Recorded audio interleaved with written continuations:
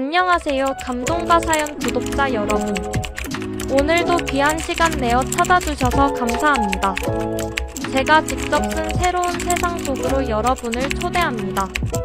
어이 아가씨, 여기가 무슨 유치원 재롱잔치 하는 곳인 줄 아나? 젖비린내 나는 년이 어디 감히 별을 달고 기어들어와. 당장 나가. 서울 관악구 남태령 수도방위 사령부 지하벙커. 대한민국의 안보를 책임지는 수뇌부들이 모인 합동작전 회의실에 무거운 공기를 찢고 나온 첫마디는 작전 브리핑이 아닌 원색적인 비난이었다. 칠흑 같은 정적 대신 비릿한 조소가 회의실을 가득 메웠다. 말을 내뱉은 건 육군 제1군단장 최무배 중장이었다. 쉰이 훌쩍 넘은 나이 거친 야전에서 굴러먹었다는 자부심이 훈장보다 더 덕지덕지 붙어있는 사내였다. 그는 십다만 담배꽁초를 재떨이에 거칠게 비벼 끄며 회의 테이블 맞은편에 앉은 한 여자를 쏘아보았다.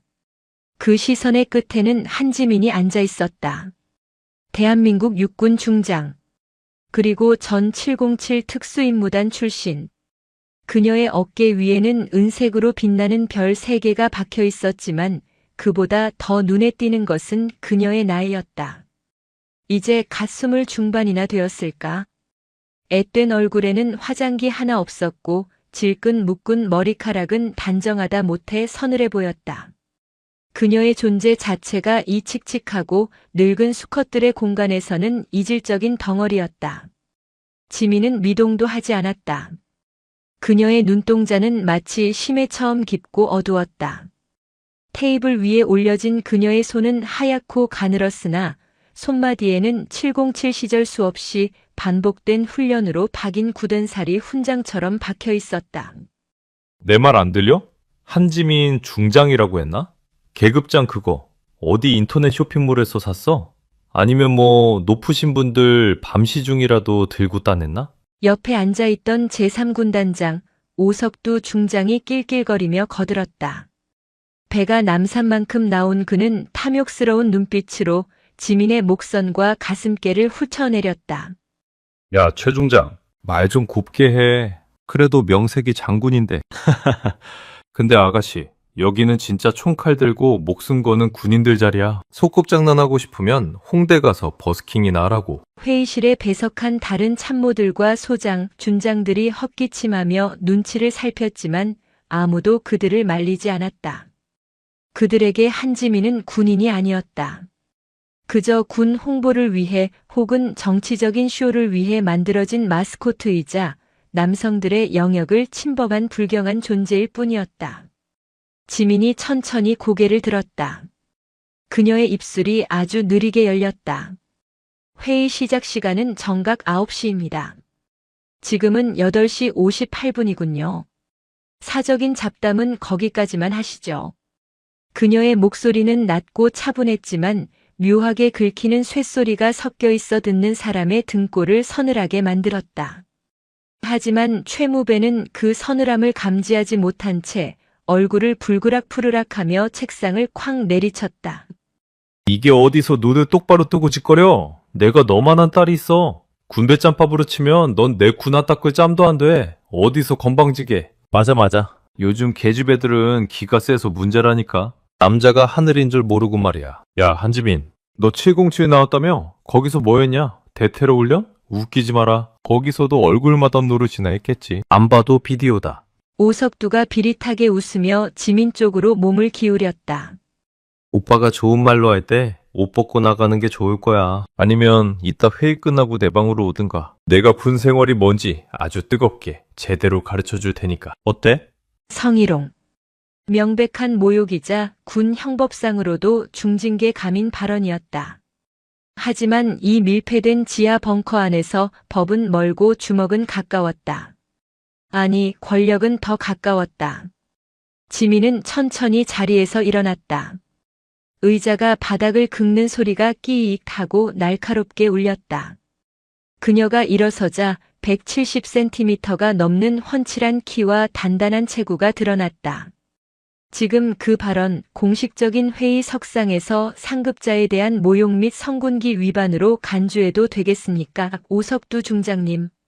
뭐? 상급자? 야, 최 중장, 들었어? 지가 내 상급자란다. 이 미친년이. 돌았나? 오석두가 자리에서 벌떡 일어나며 지민의 멱살을 잡으려 손을 뻗었다. 그 투박하고 두꺼운 손이 지민의 군복깃을 스치려는 찰나였다. 팍! 눈으로 쫓을 수 없는 속도였다. 지민의 오른손이 허공을 가르더니 오석두의 손목을 낚아챘다. 그리고 그대로 비틀었다. 아, 지하 벙커가 떠나갈 듯한 비명이 터져나왔다. 오석두는 자신의 손목이 기괴한 각도로 꺾인 것을 보고 눈이 뒤집혔다. 지민은 표정 하나 바꾸지 않고 잡은 손목을 그대로 당기며 오석두의 팔꿈치를 반대 손바닥으로 가격했다. 우두둑. 뼈가 어긋나는 소름 끼치는 소리. 100kg이 넘는 오석두의 거구가 종이 인형처럼 허공에 붕 떴다가 회의실 바닥에 처박혔다. 칵, 내 팔, 내 팔! 순식간에 벌어진 일이었다. 회의실에 있던 모든 장군과 참모들이 얼어붙었다.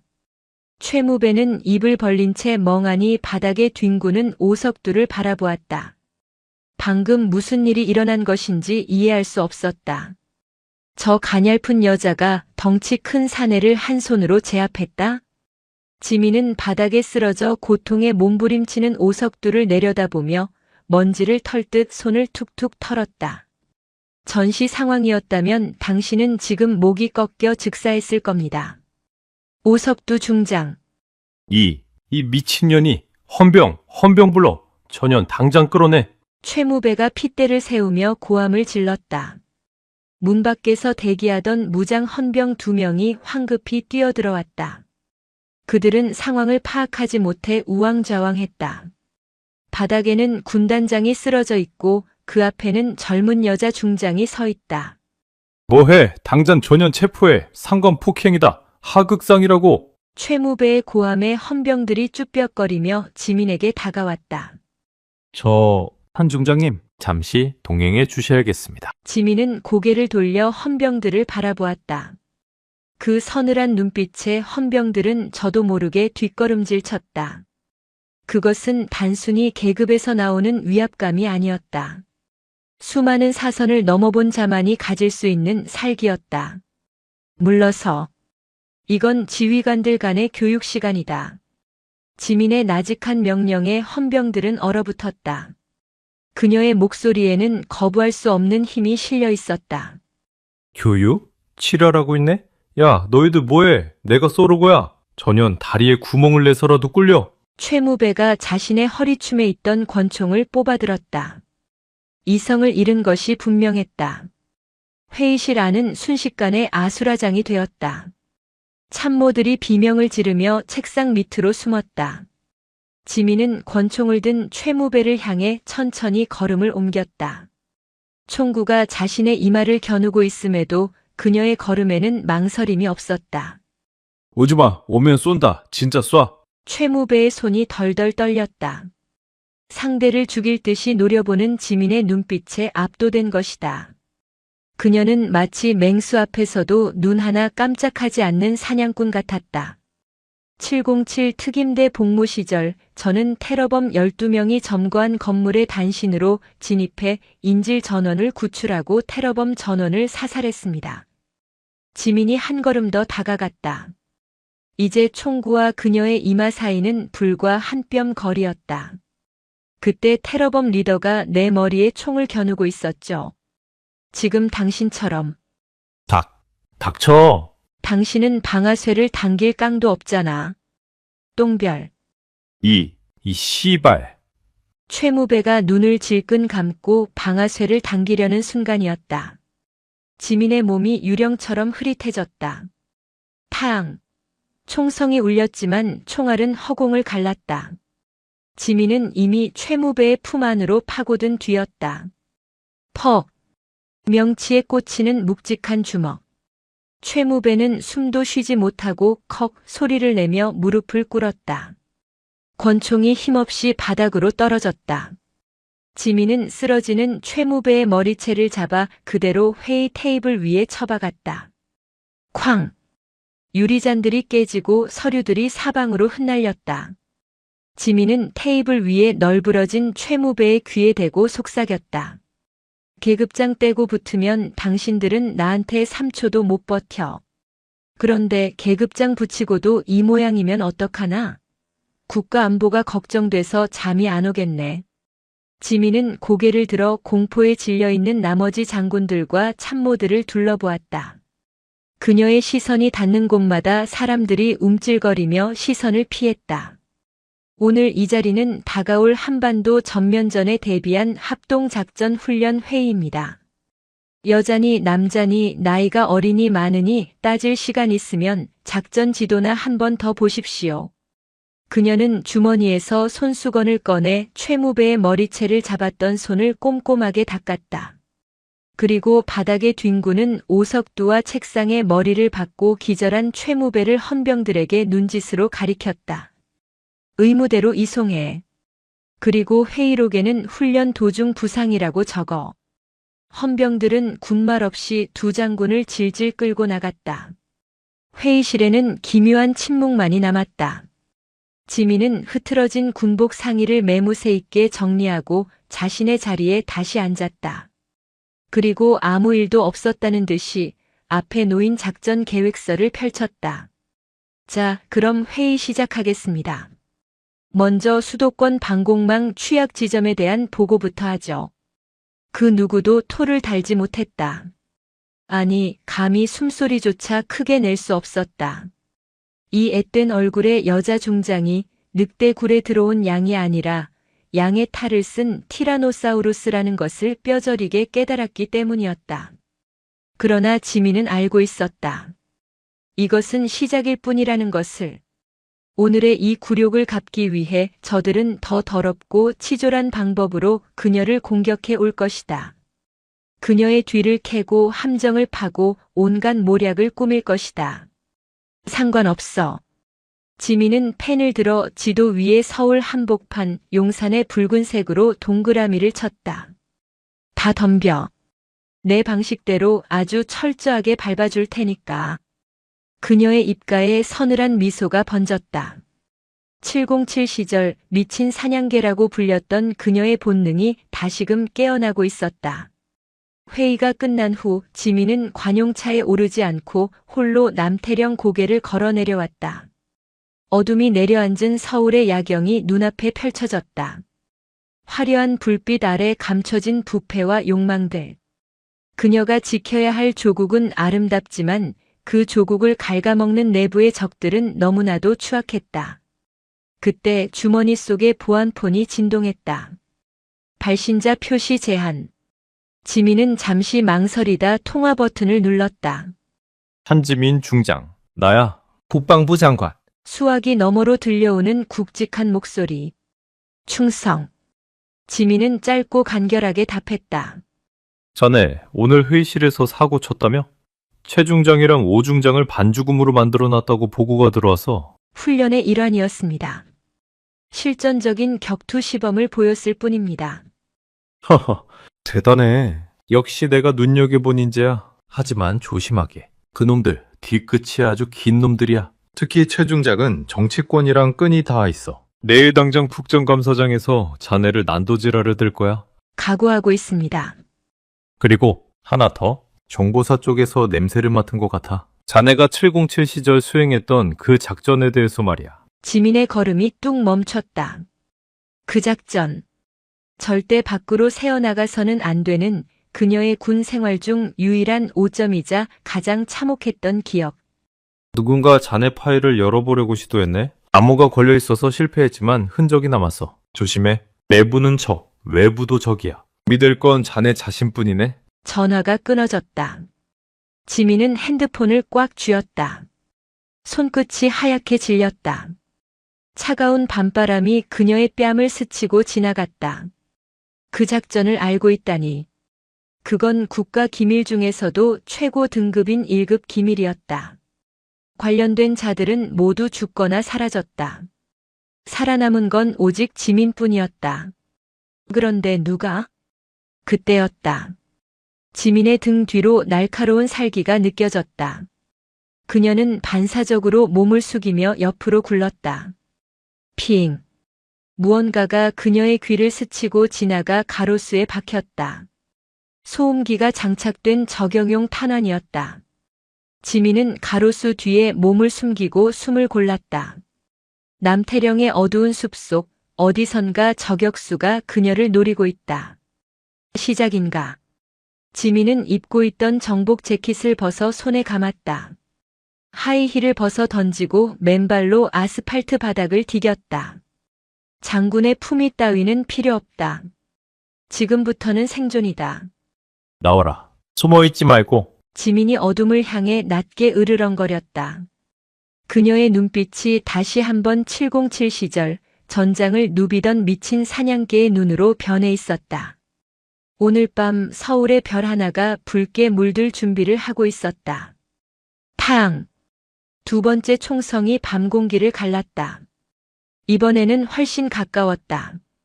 지민이 몸을 숨긴 아름드리 느티나무 껍질이 거칠게 튀어나갔다. 뺨 위로 나무 파편이 스치고 지나가며 가느다란 핏방울이 맺혔다. 지민은 숨을 멈췄다. 폐 속의 공기마저 소음이 될 수 있는 상황이었다. 그녀의 감각은 극한으로 예민해져 있었다. 발바닥에 닿는 차가운 흙의 감촉, 바람에 흔들리는 나뭇잎 소리, 그리고 저 멀리 도로를 달리는 자동차들의 희미한 소음까지 모든 것이 머릿속에 지도로 그려졌다. 전문가다. 단순히 확임의 총을 든 깡패나 심부름센터 직원이 아니었다. 첫 발은 경동맥을 노렸고 두 번째 발은 도주 경로를 예측해서 쐈다. 암흑 속에서 열 감지 장비나 야간 투시경을 사용하고 있음이 분명했다. 그리고 저격수 혼자가 아니다. 부스럭. 오른쪽 전방 15m 지점. 풀숲이 아주 미세하게 눌리는 소리가 들렸다. 바람 소리에 묻혔지만 707 시절 인간 병기로 개조된 지민의 귀를 속일 수는 없었다. 몰입꾼들이 접근하고 있었다. 저격수가 원거리에서 퇴로를 차단하고 지상조가 포위망을 좁혀와 숨통을 끊는 전형적인 특수전 전술 해머 앤 엠빌 전술이었다. 지민은 천천히, 아주 천천히 허리춤에서 벨트를 풀었다. 무기는 없다. 하이힐은 아까 벗어 던졌고 맨손뿐이었다. 하지만 그녀에게는 남태령의 어두운 숲 자체가 무기고였다. 타겟 확인 안 돼. 열감지에도 안 잡힌다. 귀신처럼 사라졌어. 무전기 소리가 들릴 듯 말 듯 한 거리에서 둔탁한 남자 목소리가 들려왔다. 병신아, 똑바로 찾아. 놓치면 우리가 죽어. 위에서 지시 내려온 게 언젠데 아직도 헤매? 또 다른 남자의 목소리. 거친 욕설이 섞여 있었다. 지민은 어둠 속에서 눈을 번뜩였다. 위치가 파악됐다. 전방 11시 방향에 하나, 2시 방향에 하나. 그리고 후방 6시 방향에서 저격수가 대기 중. 그녀는 바닥에 떨어진 날카로운 돌멩이 하나를 집어들었다.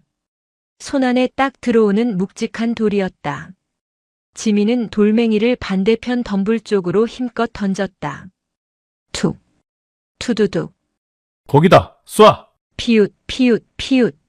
소음기를 낀 총들이 일제히 돌멩이가 떨어진 덤불을 향해 불을 뿜었다. 총구 섬광이 번쩍이는 그 짧은 찰나 지민의 몸이 탄환처럼 튀어나갔다. 목표는 11시 방향의 남자였다. 남자가 인기척을 느끼고 고개를 돌렸을 때는 이미 늦었다. 어둠 속에서 튀어나온 지민의 손날이 남자의 목을 정확히 가격했다. 억하는 단말마조차 나오지 않았다. 남자는 눈이 뒤집힌 채 그대로 고꾸라졌다. 지민은 쓰러지는 남자의 멱살을 잡아 소리가 나지 않게 바닥에 눕히면서 동시에 그의 허리춤에 있던 대검을 뽑아들었다. 차가운 금속의 감촉이 손바닥에 전해지자 비로소 익숙한 전장의 감각이 온몸을 휘감았다. 뭐야, 김씨, 확인했어? 2시 방향에 있던 놈이 동료의 침묵을 이상하게 여기고 다가오고 있었다. 지민은 죽은 듯이 쓰러져 있는 남자 뒤에 몸을 웅크렸다. 놈들의 발자국 소리가 점점 가까워졌다. 군화를 신은 발이 낙엽을 밟는 소리가 심장 박동처럼 쿵, 쿵, 쿵 울렸다. 야, 김씨. 왜 대답이요? 남자가 쓰러진 동료를 확인하려고 허리를 숙이는 순간이었다. 지민의 발이 용수철처럼 솟구쳐 올라 남자의 턱을 올려찼다. 크! 남자의 고개가 뒤로 젖혀지며 균형을 잃었다. 지민은 그 틈을 놓치지 않고 남자의 가슴팍으로 파고들었다. 그녀의 손에 들린 대검이 달빛을 받아 서늘하게 빛났다. 푸. 급소가 아닌 어깨였다. 죽이기보다는 제압이 목적이었다. 남자가 고통의 비명을 지르려 하자 지민은 재빨리 그의 입을 틀어막고 나무 뒤로 끌고 들어갔다. 쉿. 조용히 해. 살고 싶으면. 지민은 남자의 귀에 대고 속삭였다. 지옥에서 들려오는 듯한 차가운 목소리였다. 그녀는 대검 끝을 남자의 목골대에 살짝 갖다 대었다. 피부가 베이며 붉은 피가 한 방울 흘러내렸다. 저격수 위치. 그리고 사주한 놈. 3초 준다. 하나. 남자는 공포에 질려 눈동자를 심하게 떨었다. 이 여자는 사람이 아니었다. 방금 전까지만 해도 회의실에서 펜대를 굴리던 장군이라고는 믿을 수 없는 살인 기술이었다. 둘. 지민의 손에 힘이 들어갔다. 칼끝이 조금 더 깊이 파고들었다. 말할게, 말한다고. 저격수는 남태령 고개 육교위. 사주한 건 우리도 몰라. 텔레그램으로 지시만 받았어. 남자가 다급하게 헐떡이며 뱉어냈다. 텔레그램. 익명성을 이용한 청부살인. 흔한 수법이었다. 하지만 군 장성이 타깃이라는 점, 그리고 남태령이라는 군사지역 인근에서 작전을 펼쳤다는 점은 보통 배짱이 아니었다. 누구 소속이지? 우린 그냥 민간 군사기업. 블랙이글 소속이다. 돈만 주면 뭐든 해. 블랙이글. 전직 특수부대원들이 전역 후 만든 사설 용병 업체였다. 겉으로는 경호업체 간판을 달고 있지만 뒤로는 더러운 일들을 처리해주는 하수구 같은 곳이었다. 마지막 질문. 내 이동 경로는 어떻게 알았지? 차량의 위치 추적기가. 관용차 바닥에. 역시. 지민은 입꼬리를 비틀어 올렸다. 내부의 적. 오늘 회의에 참석한 누군가, 혹은 그녀의 비서실, 운전병 중 누군가가 매수되었다는 뜻이었다. 고마워. 잠 좀 자도. 지민은 대검 손잡이 끝으로 남자의 관자놀이를 가격했다. 남자는 기절하며 털썩 주저앉았다. 이제 남은 건 하나. 육교 위에 있는 저격수였다. 지민은 남자의 품에서 무전기를 꺼내들었다. 그리고 송신 버튼을 눌렀다. 야, 김씨박씨. 처리했어? 왜 조용해? 저격수의 초조한 목소리가 들려왔다. 지민은 목소리를 변조하지 않고 자신의 본래 목소리로 차분하게 답했다. 김씨, 박씨는 퇴근했어. 이제 내 차례야. 무전기 너머로 거친 숨소리가 들렸다. 그리고 곧이어 황급히 장비를 챙기는 소리가 들려왔다. 도망치려는 것이다. 위치가 발각된 저격수는 독일은 뱀이나 다름없었다. 지민은 숲을 빠져나와 도로 위를 전력 질주하기 시작했다. 맨발바닥이 거친 아스팔트에 긁히고 찢어졌지만 고통은 느껴지지 않았다.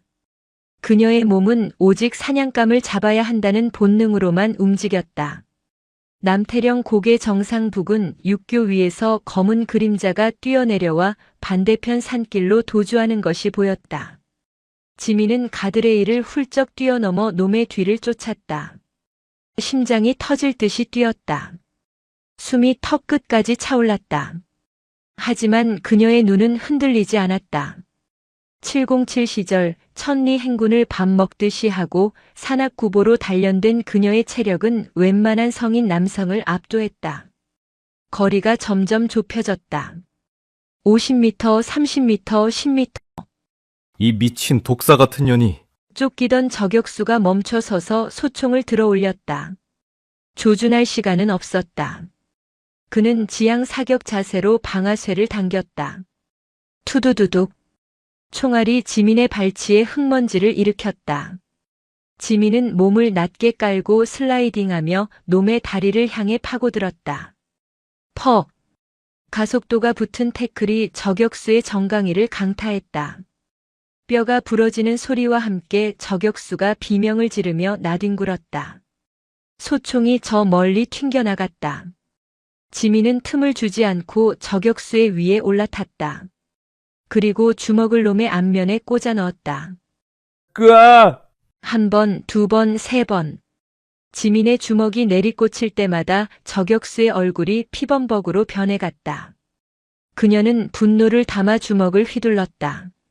이것은 단순히 자신을 죽이려 한 것에 대한 분노가 아니었다.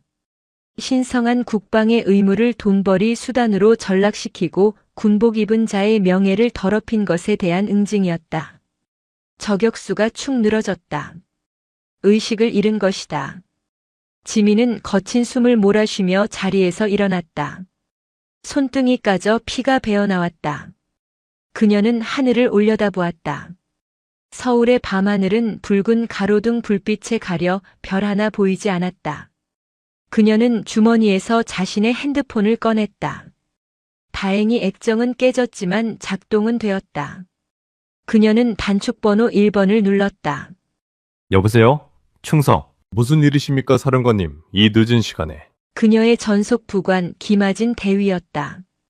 평소 싹싹하고 일 처리가 빨라 지민이 아끼는 부하였다. 하지만 지금 이 순간 지민은 그 누구도 믿을 수 없었다. 김 대위. 지금 당장 내 관용차 위치 추적해. 그리고 최근 일주일간 정비 기록, 운행 일지 전부 확보해서 가져와. 네? 그게 무슨 사고라도 나셨습니까? 위치가 어디십니까? 모시러 가겠습니다. 오지 마. 지민이 차갑게 잘라 말했다. 아무도 믿지 마. 보안사 감청피에서 내가 지정하는 장소로 서류만 가져와. 장소는 30분 뒤에 문자로 보낸다. 그리고 만약 이 사실이 새어나가면 제일 먼저 너부터 의심할 거다. 알겠나?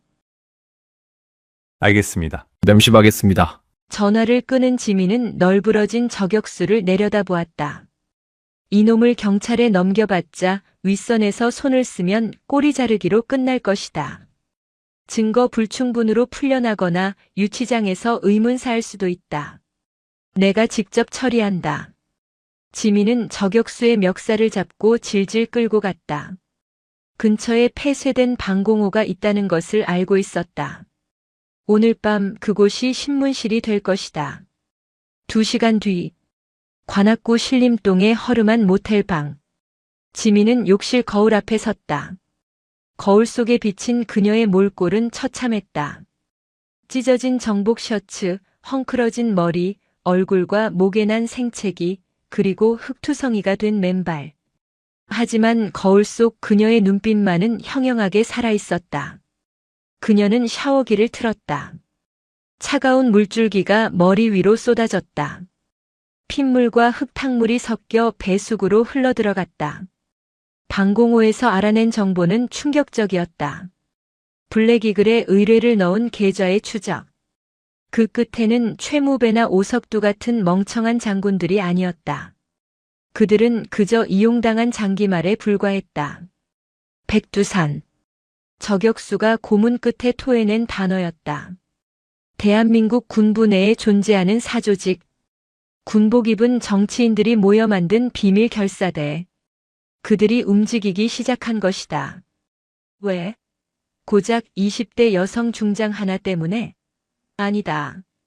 그들이 노리는 건 지민이 아니라 지민이 알고 있는 그 작전의 진실이었다. 과거 북한 지역 깊숙이 침투해 핵시설을 타격했던 비밀 작전. 공식적으로는 존재하지 않았던 작전. 그곳에서 지민은 동료들을 잃었고 지옥을 보았으며 국가가 감추고 싶어하는 추악한 비밀을 목격했다. 그들이 지민을 죽이려 하는 이유는 명백했다. 입막음. 그녀가 중장이라는 높은 자리에 올라 힘을 가지게 되자 불안함을 느낀 것이다. 지민은 젖은 머리를 쓸어 넘기며 욕실을 나왔다. 침대 위에는 김 대위가 몰래 가져다 놓은 배낭이 있었다. 안에는 갈아입을 사복과 현금 그리고 대포폰이 들어있었다. 다행히 김대위는 아직 배신하지 않은 모양이었다. 지민은 검은색 후드티와 청바지로 갈아입었다. 별 3개가 달린 정복은 고이 개어 가방 깊숙한 곳에 넣었다. 당분간 한지민 중장은 없다. 지금부터는 복수기 한지민만이 있을 뿐이다.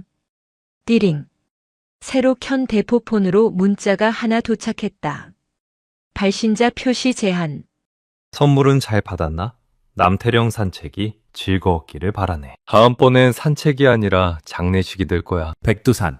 지민은 문자를 보며 헛웃음을 지었다. 그녀를 지켜보고 있다. 지금 이 순간에도 장례식이라. 지민은 중얼거렸다. 그래, 장례식은 치러줘야지. 하지만 관에 들어갈 사람은 내가 아니야. 그녀는 가방에서 검은색 야구 모자를 꺼내 푹 눌렀었다. 그리고 모텔 방을 나섰다. 새벽 공기가 차가웠지만 그녀의 가슴 속에는 그보다 더 뜨거운 불길이 타오르고 있었다. 목적지는 성남. 국군 수도병원. 그곳에 오늘 그녀에게 묵사발이 된 최무배와 오석두가 입원해 있다. 그들은 알고 있을 것이다. 백두산의 꼬리라도 잡고 있을 것이다. 병실에 누워 편안하게 링거를 맞고 있을 그들에게 잊지 못할 병문안을 선사할 시간이었다. 국군 수도병원 VIP 병동. 최무배 중장은 퉁퉁 부은 얼굴에 붕대를 감은 채 침대에 누워 있었다. 옆 침대에는 팔에 기부스를 한 오석두 중장이 끙끙 앓는 소리를 내고 있었다. 아이고, 나 죽네. 그 미친년. 소나기 힘이 무슨 고릴라 같아. 내 팔이 남아나질 않았어. 오석두가 징징거렸다. 최무배는 욱신거리는 명치를 부여잡고 인상을 썼다. 자존심이 상해서 말도 나오지 않았다. 별 3개 단 장군이 새파랗게 어린 여자애한테 얻어맞고 기절했다는 사실이 소문이라도 나면 끝장이었다. 조용히 해. 쪽팔리게 진짜. 야, 근데 그놈들은 처리했대? 그년 지금쯤 시체가 됐어야 하는 거 아니야? 최무배가 낮게 으르렁거렸다. 몰라. 연락이 없어. 블랙이글 그 새끼들. 돈만 비싸게 받아 처먹고 일 처리가 왜 이리 늦어? 그때였다. 병실 문이 스르륵 열렸다. 간호사가 들어올 시간은 아니었다. 헌병들도 문 밖에서 졸고 있을 시간이었다. 누구야? 최무배가 고개를 돌렸다. 어둠 속에서 검은 모자를 쓴 사람이 소리 없이 들어왔다. 그림자는 침대 발치에 멈춰 섰다. 뭐야 너? 헌병 어디 갔어? 최무배가 소리쳤지만 밖에서는 아무런 대답이 없었다. 그림자가 천천히 고개를 들었다. 모자챙 아래로 서늘한 눈빛이 번뜩였다. 밤새 안녕하셨습니까, 최 중장님. 팔은 좀 괜찮으십니까, 오 중장님. 익숙한 목소리. 악몽에서나 들을 법한 목소리. 최무배와 오석두의 눈이 튀어나올 듯 커졌다. 너. 한지민, 네가 어떻게? 분명히 죽었다고. 지민은 침대 옆 협탁에 놓인 과일 바구니에서 과도를 집어들었다. 사각. 그녀는 천천히 사과를 깎기 시작했다. 누가 죽었다고 합니까? 이렇게 멀쩡하게 살아서 병문안을 왔는데. 툭. 사과 껍질이 끊어지지 않고 길게 늘어졌다. 지민은 깎은 사과 한 조각을 최무배의 입에 억지로 물려주었다. 드세요. 비타민 챙기셔야죠. 그래야 오래오래 살아서 죗값을 치르지 않겠습니까? 최무배는 입안에 들어온 사과가 마치 독사과처럼 느껴져 뱉고 싶었지만 지민이 들고 있는 과도가 목덜미를 겨누고 있어 꼼짝할 수 없었다. 질문 하나만 하죠. 백두산. 그 꼭대기에 누가 앉아 있습니까? 최무배의 동공이 지진이라도 난 듯 흔들렸다. 그 이름을 어디서 들었는지 도무지 믿을 수 없다는 표정이었다. 뭐? 몰라. 난 모른다. 백두산이 뭔데? 모른다. 지민은 과도를 만지작거렸다. 그럼 알 때까지 기억을 되살려 드려야겠군요. 여기는 병원이니 치료 도구는 많을 겁니다. 마취 없이 수술 놀이라도 해볼까요? 지민의 웃음기 없는 얼굴이 최무배의 코앞까지 다가왔다. 말해. 내 목숨줄 쥐고 있는 건 저 밖에 있는 헌병이 아니라 지금 내 손에 들린 이 칼이야. 병실 안의 공기가 얼어붙었다. 최무배의 이마에서 식은땀이 비오듯 쏟아졌다. 이 여자는 빈말을 할 사람이 아니었다. 오늘 낮 회의실에서의 광기가 다시금 떠올랐다. 참모총장. 오석두가 떨리는 목소리로 대신 대답했다. 육군 참모총장님이 백두산의 수장이야. 우린 그냥 시키는 대로 했을 뿐이라고. 육군 참모총장. 대한민국 육군 서열 1위. 지민의 눈썹이 꿈틀했다. 적의 우두머리가 예상보다 훨씬 거물이었다. 그렇군요. 총장님께서 저를 아주 많이 아끼시나 봅니다. 지민은 과도를 과일 바구니에 꽂아 넣었다. 푹 쉬세요. 두 분 다. 그리고 경고하는데 오늘 제가 여기 왔었다는 사실을 발설하면 그땐 정말로 목 위가 허전해질 겁니다. 지민은 뒤도 돌아보지 않고 병실을 나갔다. 복도 바닥에는 헌병 2명이 기절한 채 널브러져 있었다. 그녀는 그림자처럼 병원 복도를 빠져나갔다. 새벽 4시.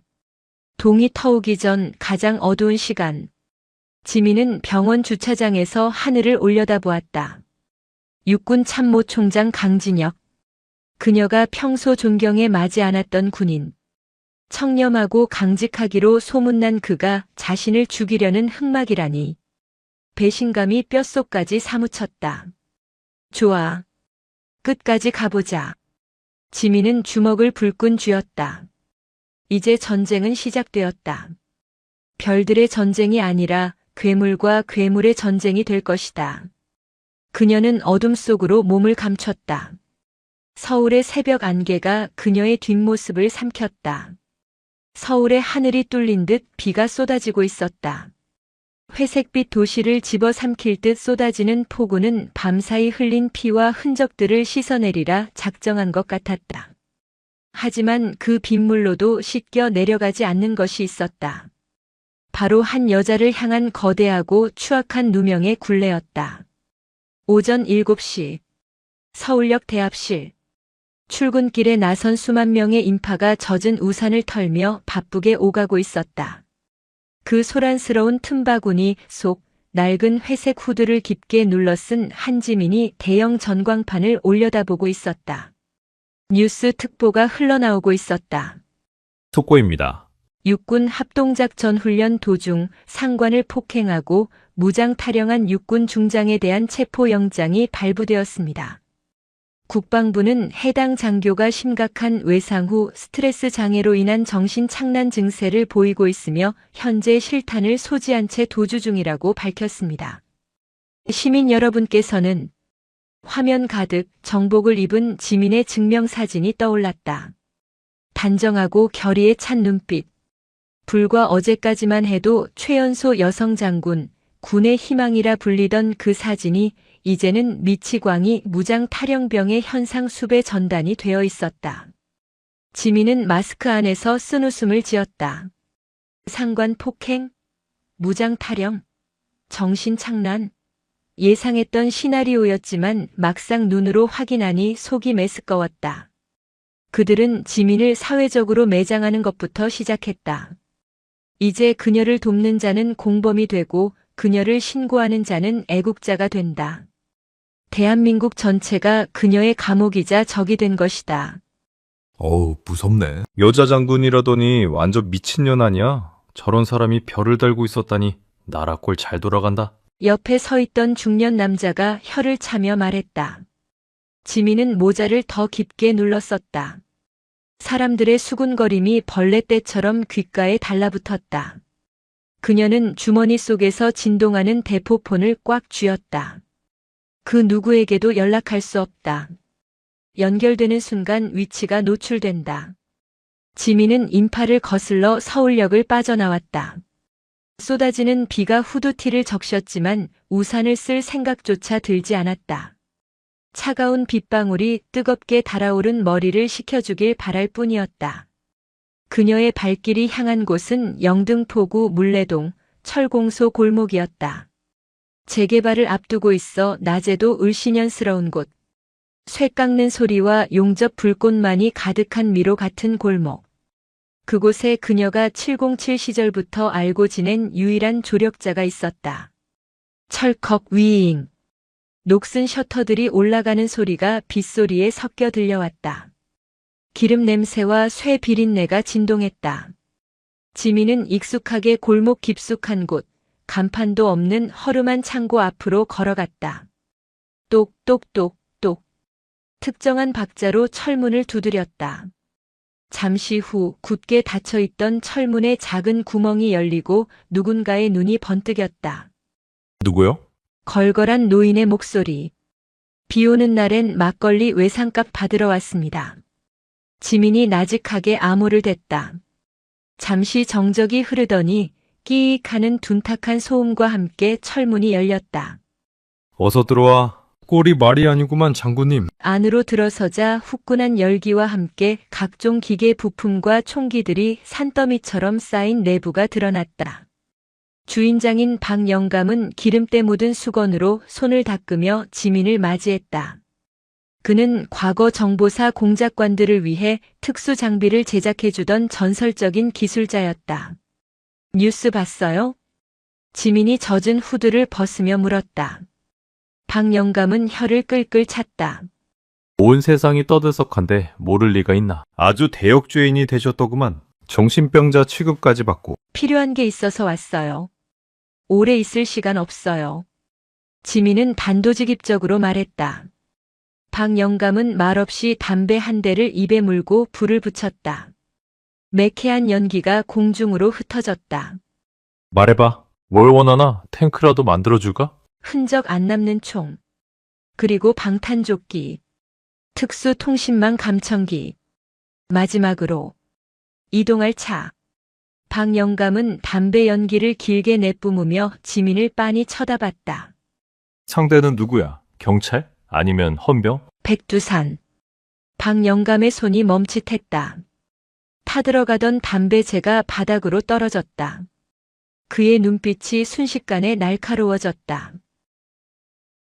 건드려도 아주 지독한 벌집을 건드렸구만. 백두산이라니.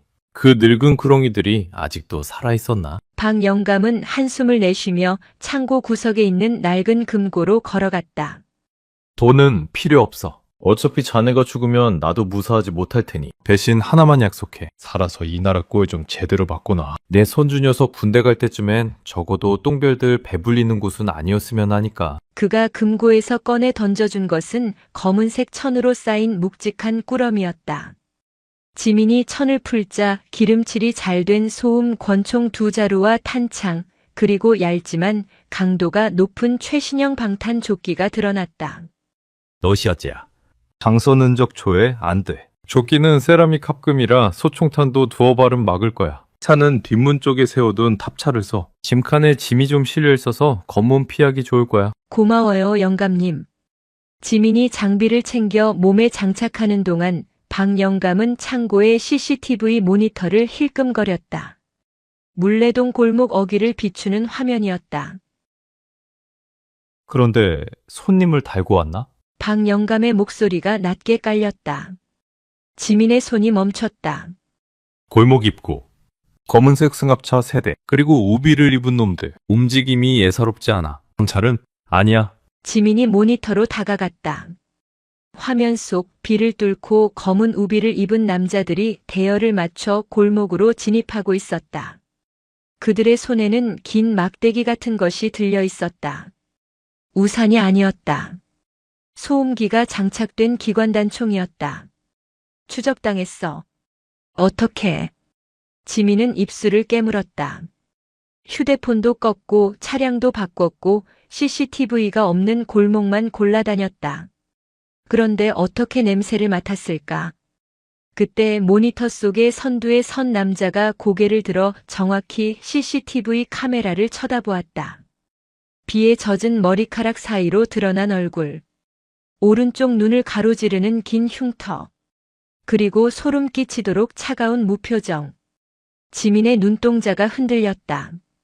그녀는 그 남자를 알고 있었다. 아니, 모를 수가 없었다. 707 시절 그녀와 함께 훈련받았던 동기이자 라이벌. 그리고 가장 위험했던 남자. 차태식. 그는 군인이 아니었다. 살인 기계였다. 감정이 결여된 채 오직 명령만 수행하는 인간 병기. 3년 전 불미스러운 사고로 불명예 전역한 뒤 소식이 끊겼었는데 그가 백두산의 사냥개가 되어 나타난 것이다.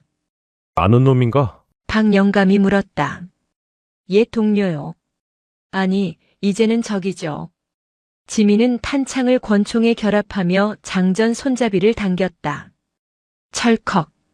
서늘한 금소금이 울렸다. 영감님, 뒷문으로 나가세요. 여기 있으면 위험해요. 내 가게야. 주인장이 손님 두고 어디를 가나. 여기 지하에 비상 통로가 있어. 자네나 얼른 가. 놈들은 저를 노리고 온 거예요. 제가 유인할게요. 잔말 말고 가. 자네가 잡히면 다 끝이야. 어서. 박영감은 바닥에 있는 해치를 열고 지민을 억지로 떠밀었다. 살아남아. 그게 이기는 거야. 그때였다. 쾅. 창고의 정문 철문이 폭음과 함께 뜯겨나갔다. 폭약이었다. 자욱한 연기와 함께 검은 우비들이 안으로 들이닥쳤다. 찾아. 쥐새끼 한 마리도 놓치지 마. 차태식의 건조한 목소리가 들려왔다. 투두두두둑. 기관단총 난사 소리가 창고 안을 가득 채웠다. 기계들이 부서지고 불꽃이 튀었다. 박영감은 사냥용 엽총을 꺼내 들고 엄폐물 뒤로 숨으며 소리쳤다. 가라니까? 지민은 지하 통로로 내려가며 마지막으로 박영감을 쳐다보았다.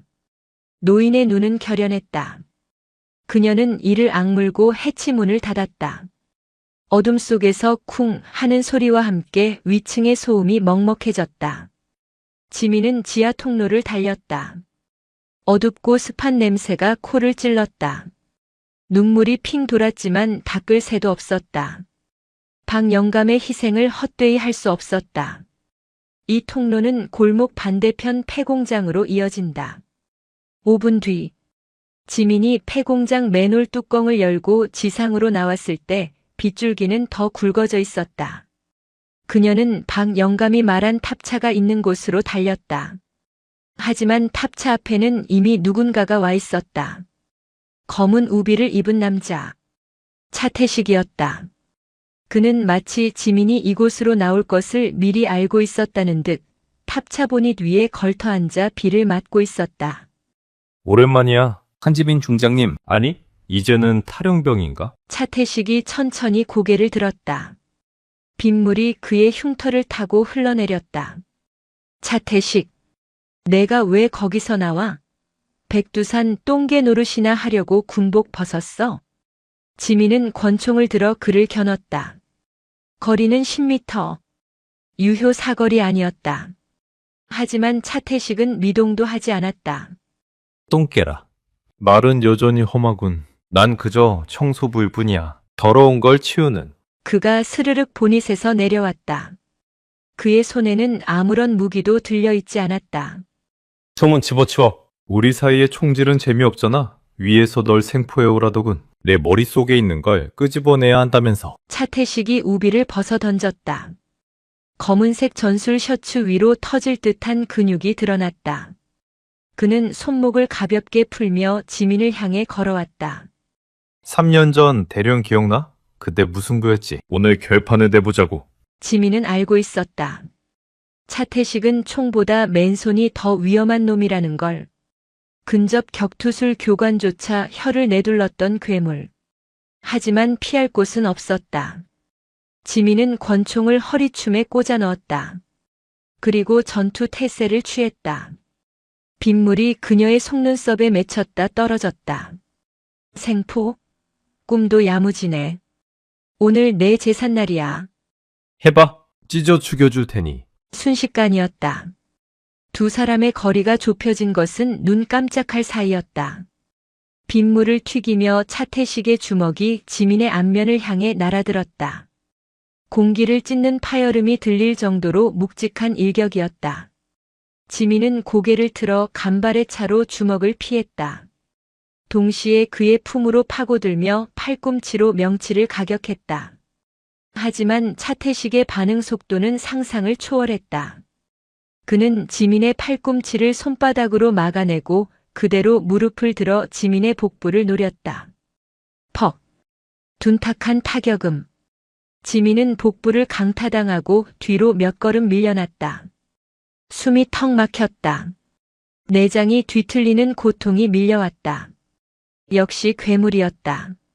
3년 전보다 더 강해져 있었다. 겨우 이 정도야? 707의 전설이라더니 책상 물림하느라 몸이 굳었나? 차태식이 비릿하게 웃으며 다시 달려들었다. 이번에는 로우킥이었다. 쇠기둥 같은 다리가 지민의 허벅지를 노리고 들어왔다. 지민은 피하지 않았다. 아니, 피할 수 없었다면 맞서야 했다. 그녀는 정강이를 들어 그의 킥을 방어함과 동시에 반대편 주먹으로 그의 턱을 향해 카운터 펀치를 날렸다. 빡! 뼈와 뼈가 부딪히는 소름 끼치는 소리. 차태식의 고개가 돌아갔다. 입가에서 피가 튀었다. 하지만 그는 쓰러지지 않았다. 오히려 광기 어린 눈빛으로 지민을 노려보았다. 좋아. 이제 좀 재미있어지네. 그들이 엉켜 싸우는 폐공장 마당은 진흙탕이 되어가고 있었다. 빗물과 진흙, 그리고 피가 뒤섞였다. 지민은 숨을 헐떡였다. 체력 소모가 심했다. 하지만 물러설 곳은 없었다. 여기서 밀리면 끝이다. 잡히면 개죽음, 아니 그보다 더한 고통이 기다리고 있을 것이다. 지민은 주변을 살폈다.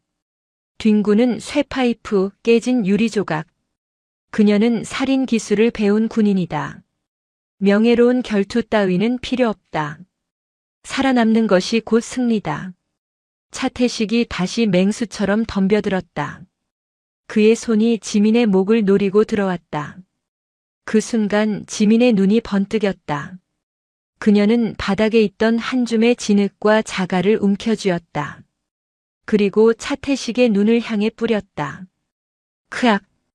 단순하지만 치명적인 수법. 차태식이 눈을 부여잡고 주춤거렸다. 그 1초의 틈. 지민은 바닥에 굴러다니던 쇠파이프를 집어들었다. 그리고 온 힘을 다해 차태식의 무릎 관절을 내리쳤다. 우지끈. 아!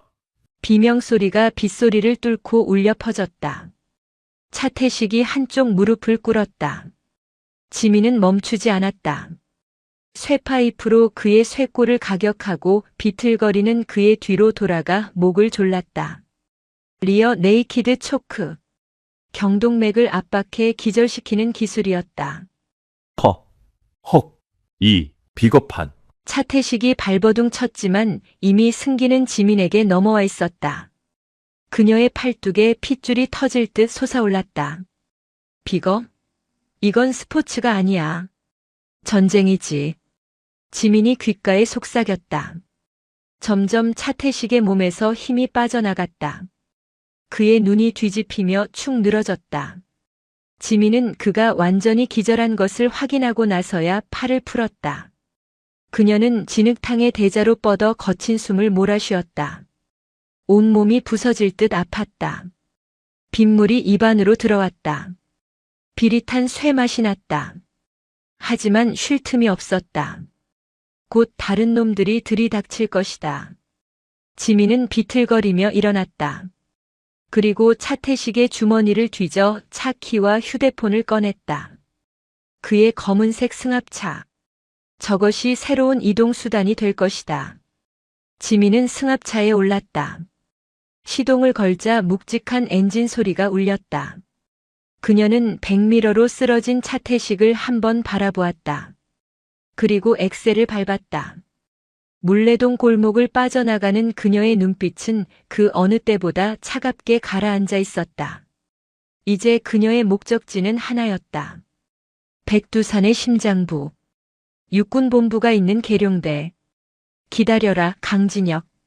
서울을 벗어나는 고속도로 위로 폭우는 여전히 쏟아지고 있었다. 하지만 지민의 전쟁은 이제 겨우 서막을 올렸을 뿐이었다. 충청남도 계룡시. 대한민국 6해 공군 본부가 집결해 있는 국방의 심장부 계룡대. 새벽녘의 계룡산 자락은 짙은 안개에 휩싸여 있었다. 한치 앞도 분간하기 힘든 유백색의 안개는 거대한 요새를 마치 천공의 성처럼 혹은 음산한 무덤처럼 보이게 만들었다. 오전 5시 30분. 제2정문 위병소 앞. 헌병들의 움직임이 평소보다 분주했다. 서울에서 내려온 긴급 체포 명령서가 모든 초소에 하달된 상태였다. 빗줄기는 잦아들었지만 아스팔트 바닥은 여전히 축축하게 젖어 있었다. 검은색 대형 세단 한 대가 안개를 뚫고 위병소 앞으로 미끄러져 들어왔다. 육군 참모총장 직속 정보작전 차량 번호판을 단 차량이었다. 차태식에게서 빼앗은 승합차는 이미 대전 외곽 폐차장에 버려진 뒤였다. 지민은 오는 길에 휴게소에 정차해 있던 정보사 소속 대령의 차량을 빌렸다. 트렁크에 갇혀있을 대령에게는 미안한 일이었지만 정지. 무장한 헌병 하사가 손을 들어 차량을 막아 세웠다. 그는 운전석 창문을 똑똑 두드렸다. 짙게 선팅된 창문이 스르르 내려갔다. 운전석에 앉은 사람은 군복을 입은 남자가 아니었다. 검은색 정장을 말끔하게 차려입고 검은 뿔테 안경을 쓴 여자였다. 머리는 단정하게 틀어 올렸고 목에는 공무원 신분증이 걸려 있었다. 지민이었다. 하지만 지금의 그녀는 한지민 중장이 아닌 국방부 검찰단 소속 특별수사관으로 위장한 상태였다. 신분증 좀 확인하겠습니다. 지금 비상경계 태세라 검문 검색이 강화되었습니다. 헌병 하사가 의심스러운 눈초리로 차 안을 훑어보았다. 지민은 태연하게 위조된 신분증을 내밀었다. 박 영감이 챙겨준 종합 선물 세트 안에 들어있던 아주 정교하게 만들어진 가짜 신분증이었다. 국방부 검찰단 이지은 수사관입니다. 참모총장님 긴급 호출로 내려왔습니다. 서울에서 발생한 한지민 중장 탈영 사건 관련 중요 증거물 이송 중입니다. 지민의 목소리는 차분하고 단호했다. 한지민이라는 이름을 입에 올릴 때도 눈썹 하나 까딱하지 않았다. 아, 그러십니까? 잠시만 기다려 주십시오. 참고에 확인해 보겠습니다. 하사가 무전기를 들고 초소 안으로 들어가려 했다. 그 순간 지민이 낮게 깔린 목소리로 그를 불렀다. 하사님, 지금 총장님께서 경로에 계신 거 아시죠? 1분이라도 늦으면 그 불똥이 어디로 튈지 모릅니다. 제가 늦어서 문책당하면 검문소에서 지체되었다고 보고할 수밖에 없습니다. 협박과 회유가 적절히 섞인 말. 하사는 멈칫했다. 계룡대 안에서 참모총장의 권위는 절대적이었다. 게다가 검찰단이라는 이름이 주는 위압감은 상당했다. 아, 알겠습니다. 통과하십시오. 수고하십시오. 하사가 황급히 거수 경례를 붙였다. 차단기가 올라갔다. 지민은 가볍게 목례를 하고 엑셀을 밟았다. 위병소를 통과해 본청 건물로 향하는 길. 지민의 손은 핸들을 꽉 쥐고 있었다. 식은땀이 등을 타고 흘렀다. 첫 번째 관문은 넘었다. 하지만 진짜 지옥은 지금부터였다. 본청 지하 2층. 서버실. 그녀의 목표는 그곳이었다. 백두산의 실체를 증명할 그 작전의 원본 파일. 강진혁 참모총장이 삭제했다고 믿고 있을 하지만 어딘가에 백업되어 있을 그 파일을 찾아야 했다. 지민은 지하 주차장 구석 CCTV 사각지대에 차를 세웠다. 트렁크를 열었다. 입이 제갈로 물린 채 묶여있는 진짜 차주인 정보사 대령이 공포에 질린 눈으로 그녀를 올려다보았다. 죄송합니다, 대령님. 국가를 위한 일이니 잠시만 더 주무세요. 지민은 대령의 목덜미를 가볍게 눌러 다시 기절시켰다. 그리고 대령의 정복 상의를 벗겨 자신의 몸에 걸쳤다. 품이 컸지만 대충 소매를 걷어 올리니 그럴싸해 보였다. 그녀는 대령의 출입 카드를 목에 걸었다. 엘리베이터가 아닌 비상계단을 택했다. 지하 2층으로 내려가는 길은 고요했다. 간간히 당직 사관들이 오가는 발자국 소리만 들려올 뿐이었다. 서버실 앞. 역시나 무장 헌병 2명이 지키고 있었다. 멈추십시오. 이곳은 통제구역입니다. 출입 인가증을 보여주십시오. 지민은 고개를 푹 숙인 채 대령의 출입증을 내밀었다. 헌병이 카드를 리더기에 대려는 순간 지민의 손이 번개처럼 움직였다. 퍽, 억.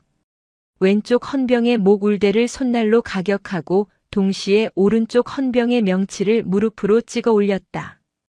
두 사람은 비명도 지르지 못하고 그대로 허물어졌다. 지민은 헌병들을 끌어다 계단실 구석에 숨겼다. 그리고 떨리는 손으로 출입 카드를 리더기에 댔다. 삑. 승인되었습니다. 육중한 철문이 열렸다. 수만 개의 푸른색 LED 불빛이 깜빡이는 거대한 서버실 내부가 드러났다. 윙윙거리는 쿨링팬 소리가 심장 박동 소리와 섞여 귓가를 때렸다. 지민은 메인 콘솔 박스로 달려갔다. 키보드 위에 손을 올렸다. 707 시절 익혔던 해킹 기술이 기억 저편에서 되살아났다. 찾아야 해. 반드시. 보안 시스템은 견고했다. 하지만 지민에게는 강진혁 총장의 개인 비밀번호 패턴을 유추할 수 있는 단서가 있었다. 과거 그가 부하들에게 무심코 했던 이야기들. 가족의 생일, 존경하는 위인의 기일. 1950-0625. 틀렸다. 경고음이 울렸다. 자신의 군번. 틀렸다. 붉은색 경고창이 떴다. 1회 더 실패 시 경보 발령 및 데이터 자동 삭제. 지민의 이마에 땀방울이 맺혔다. 마지막 기회. 강진혁이 가장 중요하게 생각하는 것. 권력, 명예, 아니었다. 그는 겉으로는 누구보다 애국자처럼 보이는 위선자였다.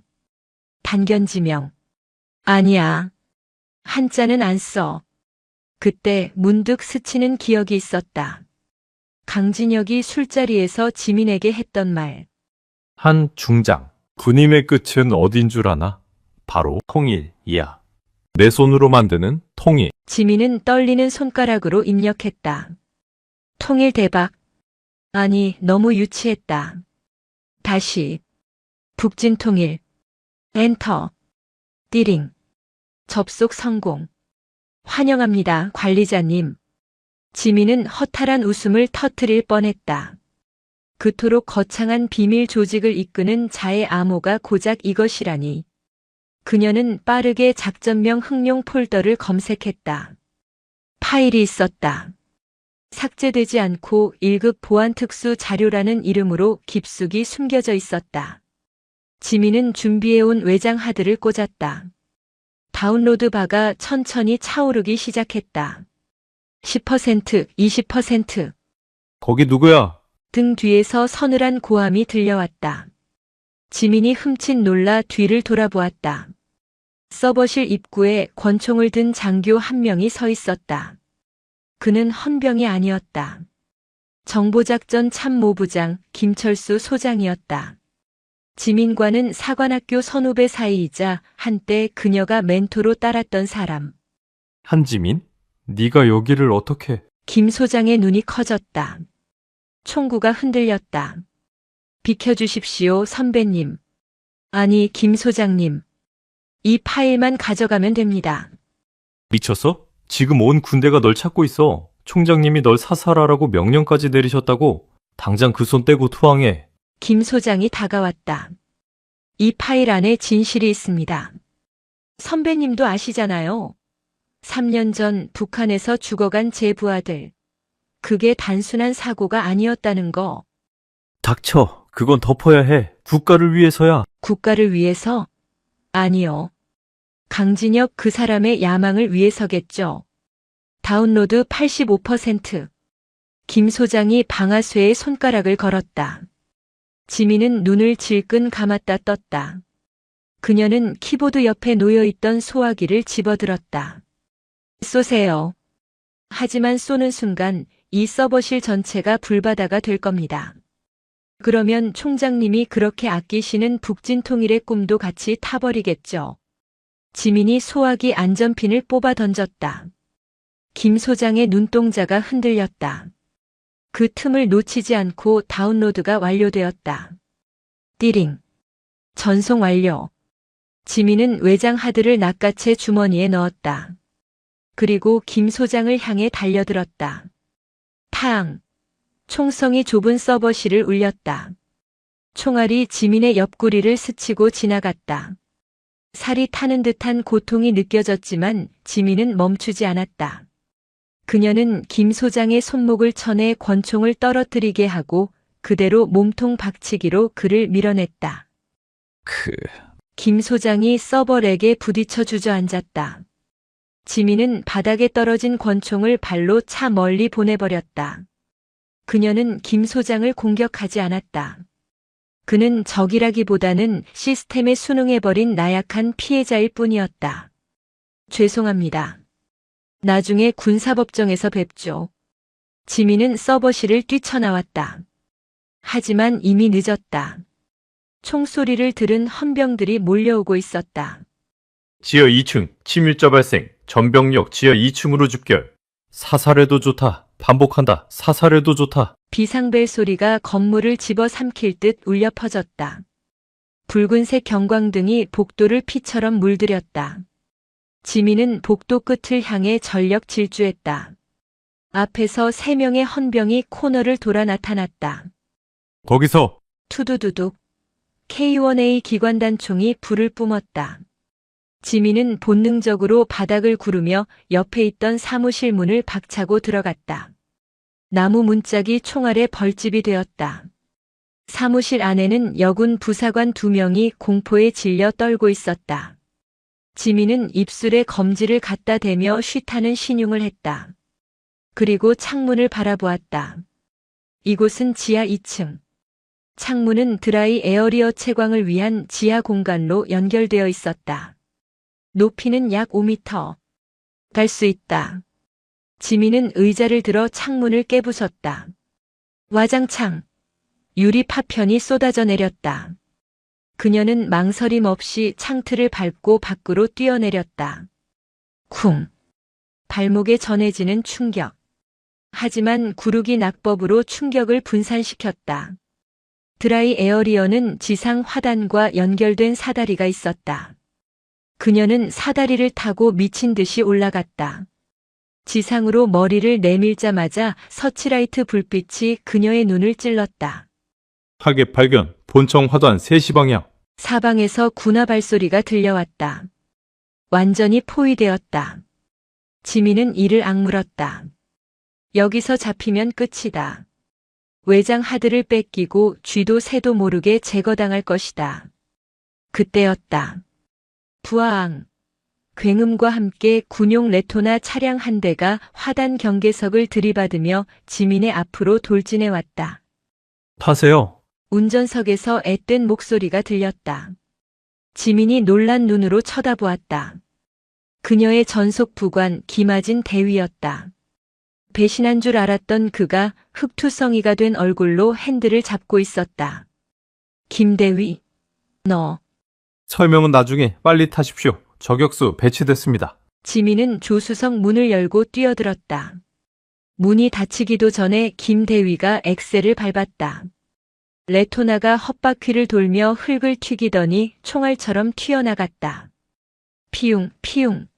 차량 뒷유리가 박살났다. 사이드 미러가 날아갔다. 하지만 김대위는 멈추지 않았다. 그는 마치 레이서처럼 능숙하게 계룡대 영내 도로를 질주했다. 3번 게이트는 봉쇄됐습니다. 골프장 쪽 개구멍으로 나갑니다. 너. 이거 군법 회의감이야. 아니, 총살될 수도 있어. 지민이 거친 숨을 몰아쉬며 말했다. 김대위는 앞만 보고 운전하며 씩 웃었다. 사령관님, 저 707 선발 테스트 때 떨어졌던 거 기억하십니까? 그때 사령관님이 저한테 그러셨죠. 기술은 부족하지만 깡다구는 마음에 든다고. 그 깡다구 오늘 한번 보여드리려고 합니다. 지민의 가슴 한 구석이 뭉클해졌다. 모두가 등을 돌린 세상에서 유일하게 남은 내 편. 차량은 골프장 잔디밭을 가로질러 펜스를 들이받았다. 철조망이 찢어지며 길이 열렸다. 꽉 잡으십시오. 차량은 산길로 접어들었다. 비포장도로를 달리는 차체가 요동쳤다. 뒤따라오던 헌병 차량들은 펜스에 막혀 더 이상 쫓아오지 못했다. 한참을 달린 뒤 차량은 인적이 드문 숲속 공터에 멈춰 섰다. 엔진에서 흰 연기가 피어오르고 있었다. 김대위가 핸들에 얼굴을 묻으며 긴 숨을 토해냈다. 팔았다. 지민은 옆구리에 상처를 눌렀다. 피가 셔츠를 붉게 적시고 있었다. 김대위. 고맙다. 정말로. 될 말씀은요. 그런데 사령관님, 피가 너무 많이 나십니다. 병원으로 가야? 안 돼. 병원은 감시망에 걸려. 내가 아는 곳으로 간다. 운전석 바꿔. 하지만 명령이다. 지민은 억지로 김대위를 조수석으로 보내고 운전대를 잡았다. 통증이 밀려왔지만 정신력으로 버텼다. 그녀가 향한 곳은 충청남도 서천군. 갈대밭으로 유명한 신성리였다. 그곳에 예전에 작전 중 알게 된 지금은 은퇴한 군의관이 살고 있었다. 차 안에는 무거운 침묵이 흘렀다. 지민은 백미러로 멀어지는 계룡산을 바라보았다. 오늘 그녀는 대한민국 육군 전체를 적으로 돌렸다. 하지만 그 대가로 진실이 담긴 판도라의 상자를 손에 넣었다. 김대위. 이거 받아. 지민은 주머니에서 외장 하드를 꺼내 김대위에게 건넸다. 이게 뭡니까? 내 목숨줄. 그리고 대한민국 군대의 치부. 만약 내가 죽거나 잡히면 내가 이걸 세상에 터뜨려줘. 방송국, 신문사, 인터넷, 어디든 좋아. 김대위는 떨리는 손으로 외장 하드를 받아들었다. 그 작은 기계 장치의 무게가 천근만근처럼 느껴졌다. 사령관님은요? 사령관님은 어떻게 하실 겁니까? 지민은 씁쓸한 미소를 지었다. 나는 마무리를 지어야지. 결자해지라고 했나? 시작한 사람이 끝을 맺어야 하는 법이야. 그녀의 눈빛은 흔들림 없이 앞을 향하고 있었다. 하지만 그녀는 알고 있었다. 이 싸움의 끝에 기다리고 있는 것은 승리의 팡파르가 아니라 처절한 파국일지도 모른다는 것을. 충남 서천군 한산면. 끝없이 펼쳐진 금강 하구의 갈대밭은 황금빛으로 물들어 있었다. 바람이 불 때마다 갈대들이 서로 몸을 비비며 서걱거리는 소리를 냈다. 평화로워 보이는 풍경이었지만 그 안에는 쫓기는 짐승의 거친 숨소리가 숨겨져 있었다. 갈대밭 한가운데 버려진 폐가. 지민은 낡은 평상 위에 누워 있었다. 입에는 수건을 물고 있었다. 그녀의 옆에는 백발이 성성한 노인이 메스를 들고 서 있었다. 전직 군의관 최 원장이었다. 마취제도 없이 하겠다고? 미쳤군. 제정신이 아니야. 최 원장이 혀를 찼다. 빨리 해주세요. 시간 없어요. 지민이 수건 너머로 웅얼거렸다. 최 원장은 한숨을 쉬고는 지민의 옆구리 상처에 알코올을 들이부었다. 지민의 몸이 화로처럼 펄떡였다. 끔찍한 고통이 전신을 강타했다. 식은땀이 비오듯 쏟아졌다. 최 원장의 손이 빠르게 움직였다. 찢어진 살을 벌리고 박혀있던 탄두 조각을 찾아냈다. 땡그랑. 금속 조각이 스테인리스 접시에 떨어지는 소리가 맑고 경쾌하게 울렸다. 운이 좋았어. 장기는 안 다쳤어. 근육만 좀 찢어졌을 뿐이야. 꿰맨다. 바늘이 살을 뚫고 들어갔다 나왔다를 반복했다. 지민은 고통을 잊기 위해 다른 생각을 하려 애썼다. 3년 전 그날. 북한 평안북도 산악지대. 눈보라가 몰아치던 밤. 팀장님, 여기는 함정입니다. 정보가 샜어요. 무전기 너머로 들려오던 부팀장의 절규. 그리고 이어진 폭발음. 지민의 눈앞에서 동료들이 탄 헬기가 화염에 휩싸여 추락했다. 그녀는 눈밭을 구르며 울부짖었다. 구하러 가야 한다고, 내 새끼들이 저기 있다고. 하지만 상부의 명령은 냉정했다. 전원 복귀하라. 생존자는 포기한다. 그 명령을 내린 자가 바로 강진혁이었다. 당시에는 작전 실패에 대한 책임 때문에 그런 줄 알았다. 하지만 아니었다. 그들은 애초에 707 대원들을 소모품으로 쓸 생각이었다. 북한 핵과학자를 빼돌리는 척하면서 실제로는 북한 군부의 거액의 뒷돈을 전달하는 배달부로 이용하고 증거 인멸을 위해 폭사시킨 것이었다. 다 됐어. 최 원장의 목소리에 지민은 현실로 돌아왔다. 입에 물었던 수건은 피와 침으로 범벅이 되어 있었다. 그녀는 거칠게 숨을 몰아쉬며 몸을 일으켰다. 고맙습니다. 원장님. 고맙긴. 나도 군대에 빚이 많은 사람이야. 자네가 하려는 일이 뭔지는 모르겠지만 꼭 성공해. 저 썩어 빠진 놈들 낯짝 좀 보고 싶으니까. 지민은 붕대가 감긴 허리를 부여잡고 일어섰다. 밖에서 망을 보고 있던 김대위가 뛰어들어왔다. 사령관님, 큰일 났습니다. 놈들이. 말을 끝내기도 전에 갈대밭 저편에서 헬리콥터 소리가 들려왔다.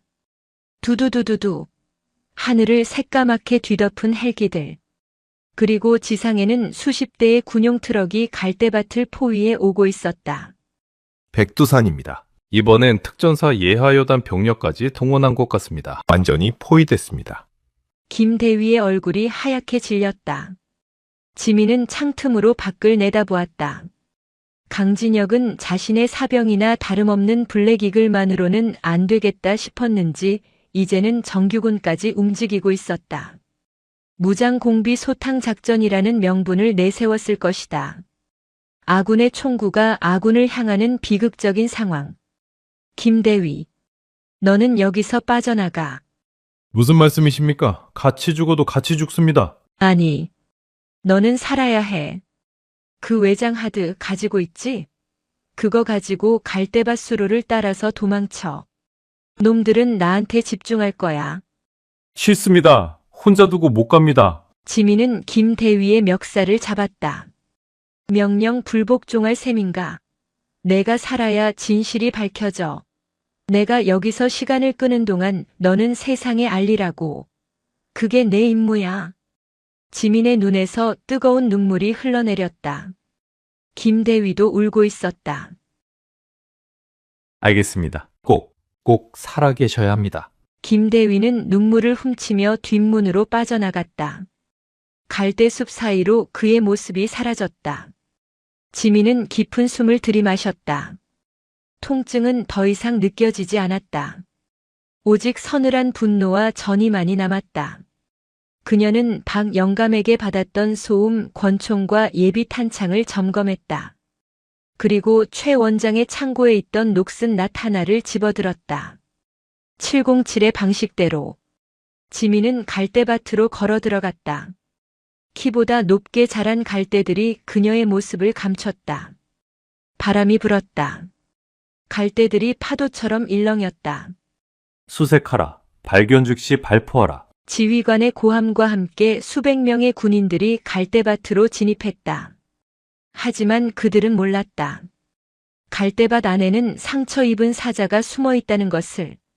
그리고 그 사자는 자신을 죽이러 온 사냥개들의 목덜미를 물어뜯을 준비를 마쳤다는 것을. 쓱. 갈대 사이로 그림자가 스치고 지나갔다. 맨 앞에 서 있던 병사 하나가 소리 없이 사라졌다. 김상병, 어디 갔어? 동료 병사가 두리번거렸다. 그때였다. 갈대숲 아래에서 불쑥 튀어나온 손이 병사의 발목을 낚아챘다. 으아! 비명은 짧았다. 공포가 갈대밭을 지배하기 시작했다. 지민의 마지막 사냥이 시작되었다. 서걱서걱. 바람이 불 때마다 갈대들이 몸을 비비며 기묘한 울음소리를 냈다. 그 소리는 마치 수백 명의 귀신이 속삭이는 듯 갈대밭을 포위한 병사들의 신경을 갉아먹었다. 충남 서천군 신성리 갈대밭. 축구장 수십 개를 합친 것보다 넓은 이곳은 이제 거대한 사냥터로 변해 있었다. 투입된 병력은 특전사 1개 대대와 헌병 특수임무대, 그리고 백두산이 고용한 사설 용병들까지 약 500여 명. 토끼 한 마리를 잡기 위해 호랑이 떼를 푼 격이었다. 하지만 사냥꾼들은 두려움에 떨고 있었다. 그 토끼가 대한민국 최강의 살인 병기 707 출신의 한지민 중장이었기 때문이었다. 야, 정신 똑바로 차려. 갈대숲 안으로 들어가는 순간 누가 옆에 있는지 뒤에 있는지 모른다. 2인 1조. 절대 떨어지지 마. 수색 중대장의 목소리가 무전기를 통해 떨려 나왔다. 젊은 하사와 병장으로 이루어진 수색조가 조심스럽게 갈대숲을 헤치며 전진했다. 진흙 바닥이 군화를 쩍쩍 잡아당겼다. 김하사님, 저 여자 중장 진짜 사람 맞습니까? 아까 입구에서 당한 삼중대 돈벨 보셨습니까? 뼈가 다 으스러졌답니다. 조용히 해. 들린다. 그때였다. 뒤따르던 병장의 발목에 무언가 차갑고 끈적한 것이 휘감겼다. 뱀? 아니었다. 그것은 진흙 구덩이 속에서 튀어나온 진흙으로 뒤범벅된 사람의 손이었다. 으아! 병장이 비명을 지를 새도 없이 엄청난 악력이 그를 진흙탕 속으로 끌고 들어갔다. 앞서가던 하사가 황급히 뒤를 돌아보았을 때 병장은 이미 사라지고 없었다. 오직 흔들리는 갈대와 진흙 위에 남겨진 끌려간 자국뿐. 기상, 여기다, 여기! 나타난! 컷! 하사가 무전기를 들고 소리치려는 순간 허공을 가르고 날아온 둔탁한 돌멩이가 그의 미간을 정확히 강타했다. 하사는 눈이 풀린 채 뒤로 넘어갔다. 스윽. 진흙탕 속에서 한 형체가 천천히 일어났다. 머리부터 발끝까지 검은 진흙을 뒤집어 써서 형체를 알아볼 수 없는 괴물. 오직 눈동자만이 하얗게 번뜩였다. 지민이었다. 그녀는 기절한 하사의 소총을 챙기지 않았다. 총소리는 위치를 노출시킬 뿐이다. 대신 하사의 대검을 뽑아들었다. 그리고 그의 품을 뒤져 수류탄 2발을 챙겼다. 이쪽이다. 비명소리가 들렸다. 사방에서 군화 발소리가 들려왔다. 포위망이 좁혀오고 있었다. 지민은 바닥에 엎드려 갈대 뿌리 사이를 뱀처럼 기어서 이동했다. 707 시절 비밀 아지트를 파고 일주일 동안 꼼짝 않고 버티던 생존 훈련이 몸에 배어 있었다. 용병 놈들을 노려야 해. 지민은 알고 있었다. 일반 병사들은 겁에 질려 있어 허수아비나 다름없었다. 진짜 위협은 돈을 받고 움직이는 프로들, 백두산의 사냥개들이었다. 그들은 열감지 장비가 달린 드론을 띄우고 있었다. 윙윙. 머리 위로 드론 소리가 들렸다. 지민은 즉시 진흙을 더 두껍게 몸에 발랐다. 체온을 숨기기 위해서였다. 그녀는 갈대숲 중앙 바람이 가장 거세게 부는 곳으로 향했다. 10분 뒤, 백두산의 현장 지휘관인 용병 팀장이 부하들과 함께 갈대숲 중앙에 도착했다. 분명히 이 근처에서 신호가 잡혔는데 쥐새끼처럼 잘도 숨는군. 팀장이 주위를 두리번거렸다. 그때 바람을 타고 매캐한 냄새가 날아왔다. 연기였다. 불? 이 미친년이 불을 질렀어? 지민은 바람이 부는 방향을 계산해 갈대밭 입구 쪽에 불을 놓은 뒤 바람을 등지고 반대편으로 이동해 있었다. 바싹 마른 겨울 갈대는 기름을 부은 듯 순식간에 타올랐다. 화마가 춤을 추며 거대한 불벽을 만들었다. 연기가 갈대밭을 뒤덮어 시야를 차단했고 드론의 열 감지 카메라는 화염의 열기 때문에 무용지물이 되었다. 철수, 전원 철수해. 타 죽는다. 무전기에서 다급한 철수 명령이 떨어졌다. 군인들이 우왕좌왕하며 도망치기 시작했다. 아수라장. 바로 지민이 노리던 순간이었다. 지민은 연기 속을 뚫고 역주행했다. 모두가 밖으로 도망칠 때 그녀는 안으로 지휘관이 있는 곳으로 파고들었다. 콜록콜록. 용병 팀장이 연기를 마시며 비틀거렸다. 그의 뒤에서 연기처럼 희미한 그림자가 솟아올랐다. 찾았다. 지민의 목소리가 팀장의 귓가에 서늘하게 닿았다. 팀장이 반사적으로 단검을 휘둘렀지만 지민은 가볍게 피하며 그의 손목을 꺾어버렸다. 끄아! 지민은 팀장의 정강이를 걷어차 무릎 꿇린 뒤 그의 귀에 꽂혀있던 인이어 무전기를 빼앗아 자신의 귀에 꽂았다. 들리나 강진혁. 지민은 무전기 너머의 존재를 불렀다. 잡음 섞인 침묵이 흘렀다. 끈질기군 한지민. 바퀴벌레 같은 생명력이야. 강진혁 참모총장의 목소리. 변조되지 않은 그 오만하고 차가운 목소리였다. 칭찬으로 듣지. 내 부관은 놓쳤어. 그 친구 손에 들어간 외장 하드가 지금쯤 어디로 가고 있을까? 허세 부리지 마. 내 부관 녀석은 이미 강진혁이 말을 흐렸다. 당황한 기색이 역력했다. 김대위를 아직 잡지 못한 것이다. 지민의 입가에 미소가 번졌다. 기억해둬. 내가 흘린 피 한 방울마다 내 놈들이 쌓아 올린 그 더러운 탑이 하나씩 무너질 거야. 지민은 무전기를 바닥에 던지고 군화발로 지시겨버렸다. 불길이 코앞까지 다가와 있었다. 그녀는 기절한 용병 팀장의 조끼에서 섬광탄 하나를 꺼냈다.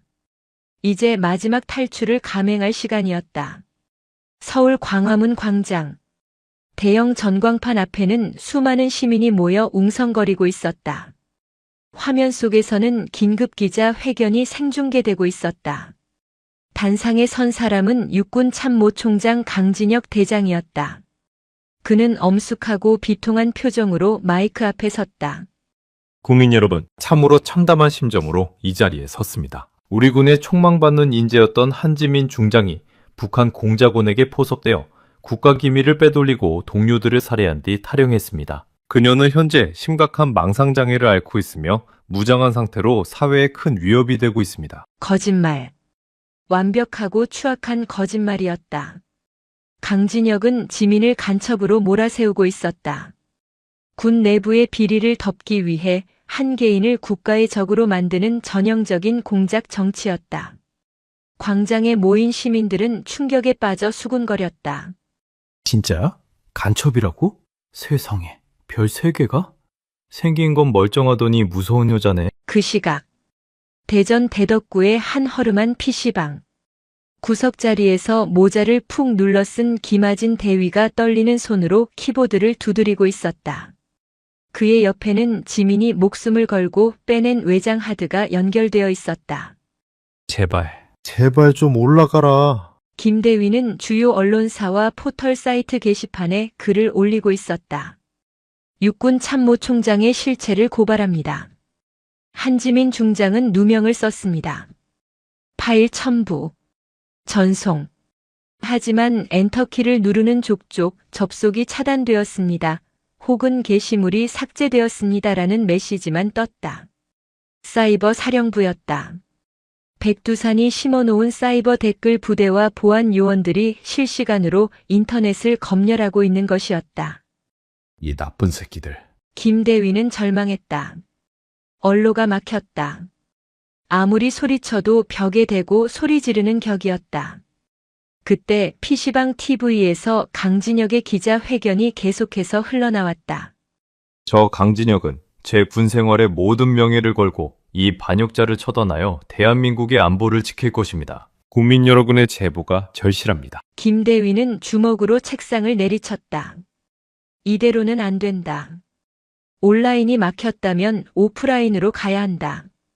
사람들이 가장 많이 모이는 곳, 누구도 막을 수 없는 곳에서 터뜨려야 한다. 같은 시각 경부고속도로 상행선. 지민은 탈취한 5톤 화물 트럭을 몰고 서울을 향해 질주하고 있었다. 라디오에서는 그녀를 현상 수배하는 방송이 끊임없이 흘러나왔다. 간첩이라. 시나리오 한번 거창하게 썼네, 강진혁. 지민은 헛웃음을 지었다. 그녀의 몸은 만신창이었다. 옆구리에 상처가 다시 터져 붕대에 피가 배어나왔고 화상 입은 피부가 쓰라렸다. 하지만 정신만은 그 어느 때보다 맑았다. 그녀는 핸들을 꽉 쥐었다. 강진혁이 있는 곳은 용산 국방부 청사가 아니었다. 오늘 저녁 서울 용산의 전쟁기념관 평화의 광장에서 열리는 국군 장병 위문 열린 음악회에 그가 참석한다는 정보를 입수했다. 수많은 시민과 방송 카메라가 모이는 행사였다.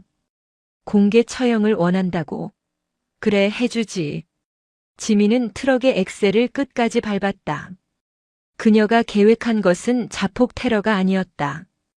가장 화려한 무대 위에서 가장 극적인 방법으로 그들의 가면을 벗겨내는 것이었다. 오후 7시. 서울 용산 전쟁기념관. 화려한 조명과 음악 소리가 광장을 가득 채웠다. 수천 명의 관객이 환호성을 지르며 공연을 즐기고 있었다.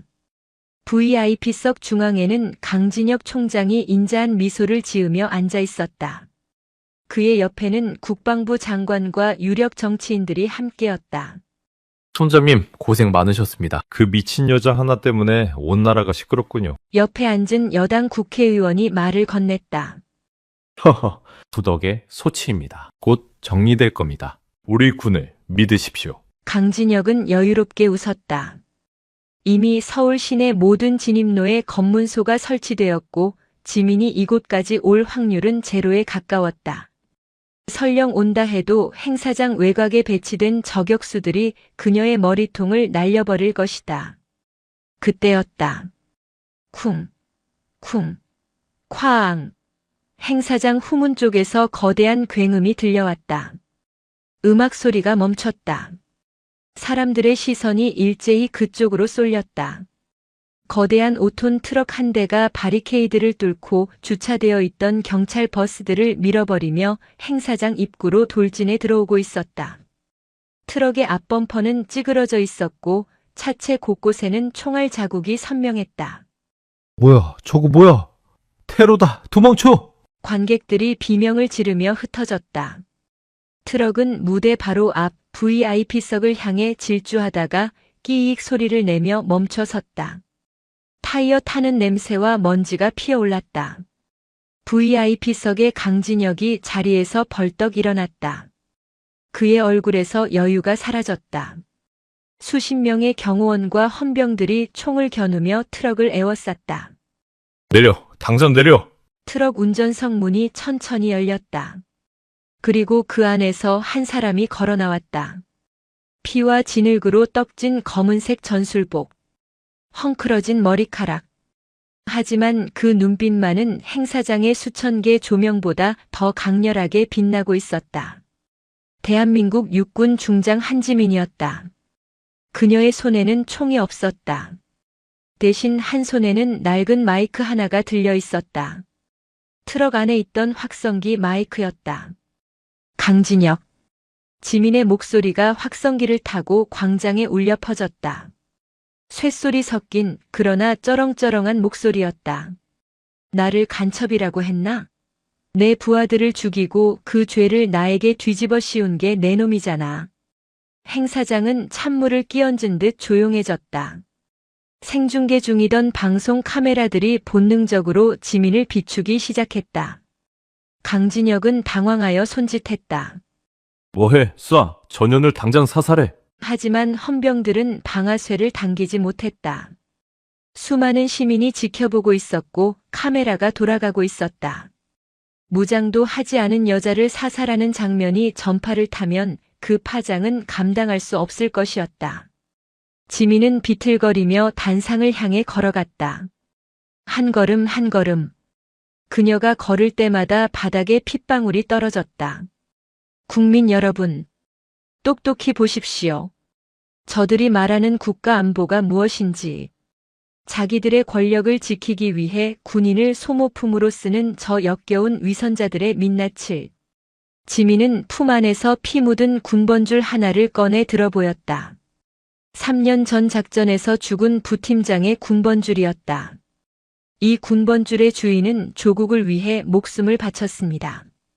하지만 국가는 그를 실종자 처리하고 시신조차 수습하지 않았습니다. 왜냐고? 강진혁, 당신의 뒷돈 거래가 드러날까봐. 저 입 다물게 해. 마이크 뺐어. 강진혁이 고래고래 소리를 질렀다.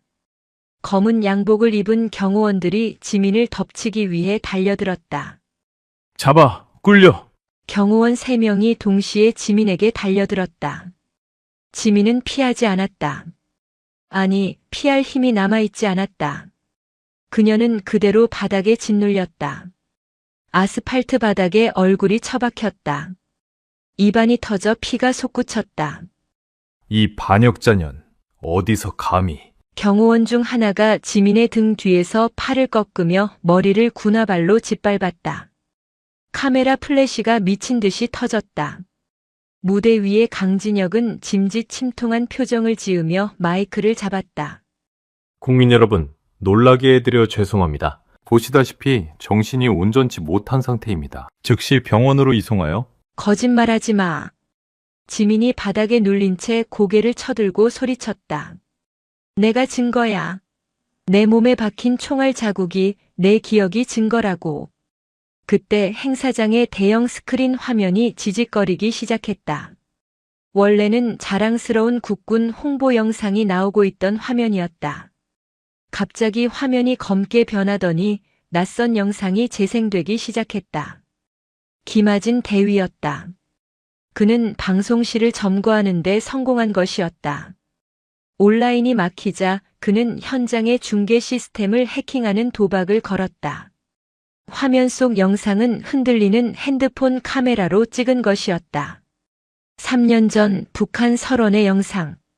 추락한 헬기 잔해 앞에서 북한군 장교와 악수를 하고 돈 가방을 건네는 누군가의 모습이 선명하게 찍혀 있었다. 그리고 그 얼굴은 지금 단상 위에 서 있는 강진혁의 젊은 시절 모습이었다. 수고했소. 남조선 동무.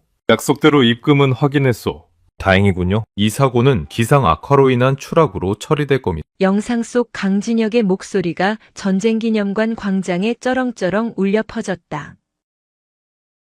광장에 모인 수천 명의 침묵. 그리고 이어진 경악의 탄식.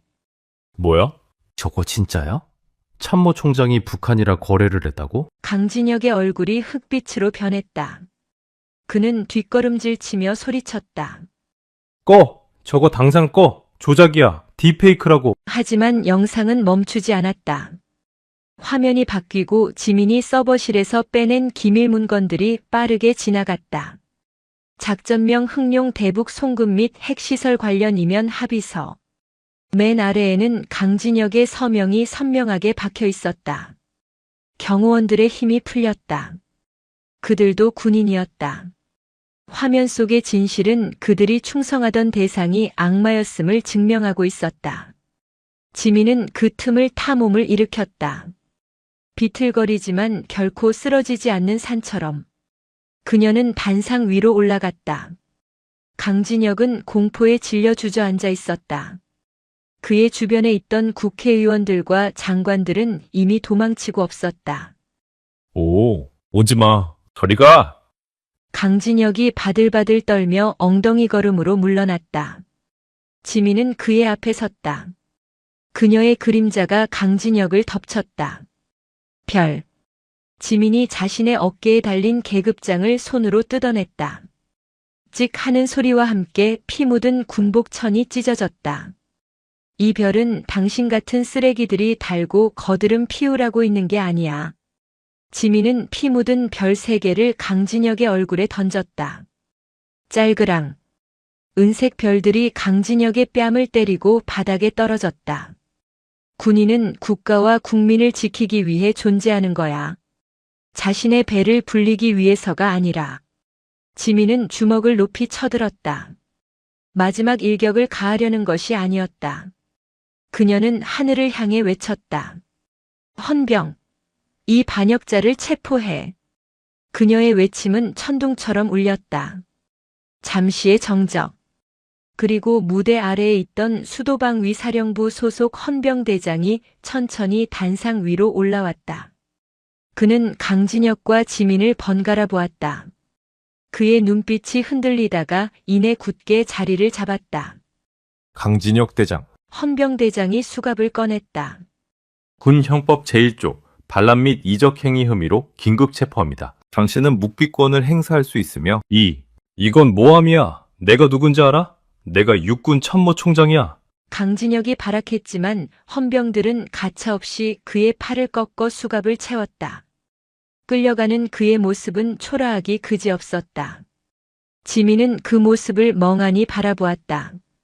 끝났다. 길고 길었던 전쟁이 드디어 끝났다. 긴장이 풀리자 그동안 억눌러왔던 고통과 피로가 쓰나미처럼 밀려왔다. 시야가 흐려졌다. 다리에 힘이 풀렸다. 지민의 몸이 휘청하며 바닥으로 쓰러지려는 순간 누군가가 그녀를 받아 안았다. 기맞은 대위였다. 방송실에서 뛰쳐나온 그가 눈물범벅이 된 얼굴로 그녀를 부축하고 있었다. 사령관님, 헤매셨습니다. 우리가 이겼습니다. 지민은 희미하게 웃었다. 하진아, 네, 사령관님. 배고프다. 국밥 한 그릇 먹고 싶네. 그 말을 끝으로 지민의 눈이 천천히 감겼다. 멀리서 구급차 사이렌 소리가 들려왔다. 밤하늘에는 진짜 별들이 무심하게 반짝이고 있었다. 똥별들이 떨어진 자리에 비로소 진짜 별들이 빛나기 시작한 것이다. 계절이 2번 바뀌었다. 차가운 겨울바람이 휩쓸고 지나간 자리에 어느새 연두색 봄 기운이 돋아나고 있었다. 서울공항의 활주로 너머로 아지랑이가 피어올랐다. 지민은 군사법원 피고석이 아닌 증인석에 앉아 있었다. 그녀의 복장은 죄수복이 아닌 계급장이 모두 떼어진 민무늬 군복이었다. 그녀는 스스로 별을 떼어냈다. 그것은 강압에 의한 것이 아니라 그녀 자신의 의지였다. 재판장 안은 엄숙하다 못해 무거운 침묵이 흐르고 있었다. 피고석에는 강진혁 전 육군 참모총장을 비롯해 백두산 조직에 가담했던 장성 10여 명이 줄줄이 앉아 있었다. 그들의 어깨에는 더 이상 별이 없었다. 푸른색 수의와 가슴에 달린 수인 번호만이 그들의 현재 신분을 말해주고 있었다. 증인, 마지막으로 할 말이 있습니까? 군 판사가 지민을 바라보며 물었다. 그의 눈빛에는 지민에 대한 경외심이 담겨 있었다. 지민은 천천히 고개를 돌려 피고석을 바라보았다. 한때 하늘을 나는 새도 떨어뜨린다던 권력자들. 하지만 지금 그들의 눈에는 도끼 대신 패배감과 비굴함만이 남아 있었다. 저는 오늘 한 명의 군인이 아닌 대한민국 국민의 한 사람으로서 이 자리에 섰습니다. 지민의 목소리는 차분했다. 확성기가 없어도 법정 안을 가득 채우는 울림이 있었다. 군복은 권력의 날개가 아닙니다. 그것은 국민의 생명을 지키라고 국가가 빌려준 수의입니다. 언제든 전장에서 죽을 수 있다는 각오로 입어야 하는 옷입니다. 그녀는 잠시 숨을 고른 뒤 강진혁의 눈을 똑바로 응시했다. 당신들은 그 수의를 입고 자신들의 배를 불리는 식탁보로 사용했습니다. 부하들의 피를 팔아 훈장을 샀고 국가의 안보를 인질로 삼아 권력을 휘둘렀습니다. 그것이 당신들이 여기에 앉아 있는 이유입니다. 강진혁은 고개를 들지 못했다. 그의 떨리는 주먹만이 그의 심정을 대변하고 있었다. 재판장님, 저는 저들에게 관용을 베풀어 달라고 말하지 않겠습니다. 다만 지금도 최전방 철책에서 차가운 바다 위에서 뜨거운 활주로에서 묵묵히 땀 흘리는 진짜 군인들의 명예를 위해서라도 법이 허용하는 가장 엄중한 심판을 내려주십시오. 지민이 자리에서 일어나 고개를 숙였다. 방청석에서 누군가 박수를 쳤다. 1명, 2명. 곧이어 법정 전체가 떠나갈 듯한 박수 소리로 가득 찼다. 그것은 영웅에 대한 찬사가 아니라 정의가 살아있음을 확인한 시민들의 안도의 표현이었다. 재판이 끝나고 며칠 뒤, 지민은 국방부 장관실에 불려갔다. 새로 임명된 장관은 지민에게 따뜻한 차를 권했다.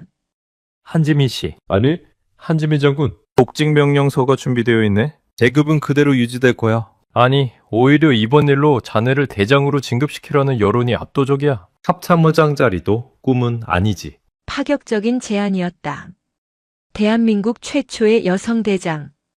군의 정점. 모든 군인이 꿈꾸는 영광의 자리. 하지만 지민은 찻잔을 내려놓으며 고개를 저었다. 아니요, 장관님. 제 군 생활은 여기까지입니다. 왜인가? 자네 같은 인재가 군을 떠난다는 건 국가적 손실이야. 이제 방해하는 세력도 없지 않은. 저는 너무 많은 피를 봤습니다.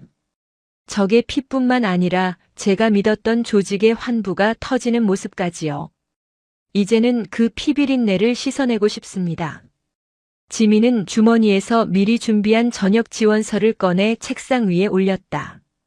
그리고 무엇보다 별 3개보다 더 무거웠던 짐을 이제는 내려놓고 싶습니다. 이제는 누군가를 죽이는 기술이 아니라 살리는 일을 하며 살고 싶습니다. 장관은 한참 동안 지민을 바라보다가 깊은 한숨과 함께 고개를 끄덕였다. 알겠네. 자네의 뜻이 정 그렇다면 말리지 않겠네. 하지만 기억하게. 대한민국 육군은 자네를 영원히 창군인으로 기억할 것세. 지민은 자리에서 일어나 거수 경례를 올렸다. 충성.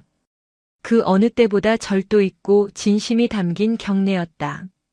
일주일 후 서울 용산역 앞에 한 국밥집. 점심시간이라 식당 안은 시끌벅적했다.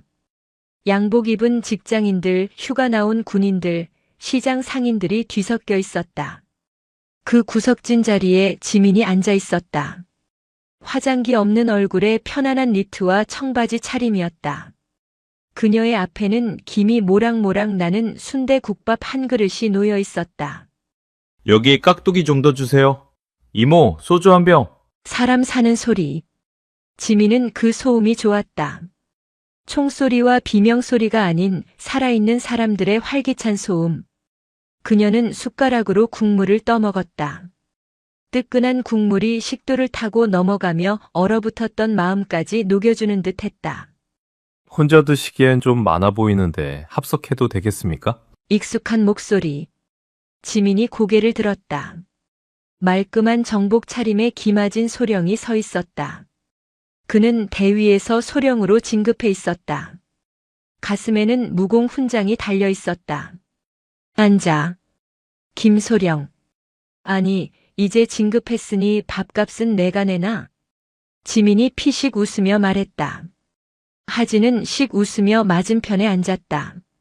당연하죠. 사령관님. 아니, 누님 모시는 건데 제가 사야죠. 이모, 여기 특으로 하나 더 주세요. 두 사람은 마주보고 국밥을 먹었다. 특별한 대화는 없었다. 그저 맛있다, 뜨겁다 같은 사소한 말들만 오갔다. 하지만 그 사소함이 그들에게는 기적과도 같았다. 식사를 마친 후 두 사람은 식당 앞 자판기 커피를 뽑아들고 벤치에 앉았다. 봄바람이 살랑거렸다. 이제 뭐 하실 겁니까?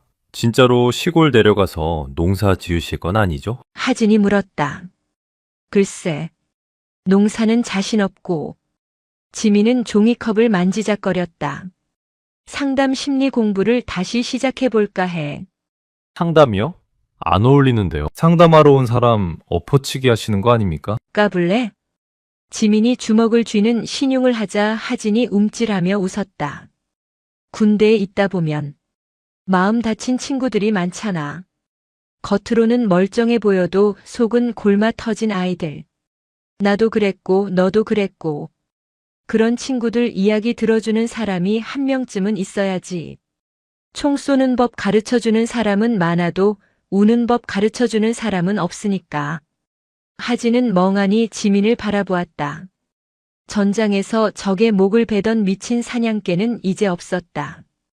대신 상처 입은 짐승들을 보듬어 주려는 따뜻한 누나가 그곳에 있었다.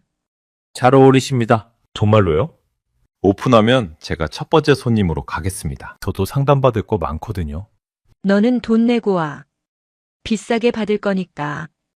두 사람은 소리내어 웃었다. 그 웃음소리가 봄바람을 타고 높이 날아갔다.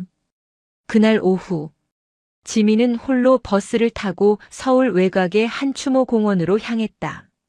현충원이 아니었다. 그녀가 찾은 곳은 3년 전 작전에서 희생된 부팀장 고 박중사의 어머니가 운영하는 작은 꽃집이 있는 동네였다. 딸랑. 꽃집 문을 열고 들어서자 향긋한 프리지어 향기가 코를 찔렀다. 가게 안쪽에서 돋보기를 쓰고 꽃을 다듬던 노부인이 고개를 들었다. 어서 오세요. 어떤 꽃을 찾으? 노부인의 말이 멈췄다. 그녀는 지민을 알아봤다. TV에서 보았던 그리고 아들의 장례식에도 오지 못했던 그 상관. 지민은 모자를 벗고 깊이 고개를 숙였다. 죄송합니다. 너무 늦게 왔습니다. 어머니. 정적. 지민은 고개를 들지 못했다. 뺨을 맞아도 욕을 들어도 할 말이 없었다.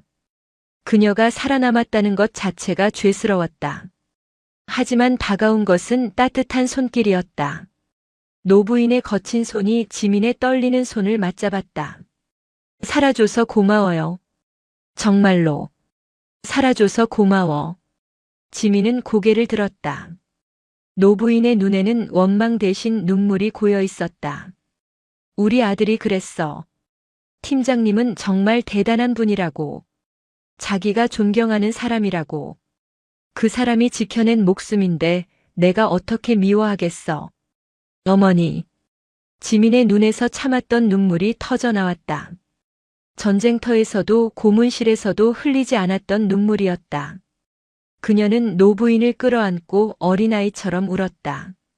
그녀의 어깨를 짓누르던 죄책감의 무게가 노부인의 따뜻한 품속에서 눈 녹듯 사라져 내렸다. 1년 뒤, 강원도 인제군. 전방부대 인근의 작은 건물. 간판에는 마음 쉼터라는 소박한 글씨가 적혀 있었다. 지민이 운영하는 군인 전문 심리 상담센터였다. 선생님, 좋았습니다. 절뚝거리는 다리로 들어오는 앳된 청년. 훈련 도중 부상을 입고 의병 제대한 전직 병장이었다. 그는 트라우마 때문에 밤마다 악몽을 꾼다고 했다. 어서 와, 민수야. 오늘은 얼굴이 좀 좋아 보이네. 지민이 따뜻한 미소로 그를 맞이했다.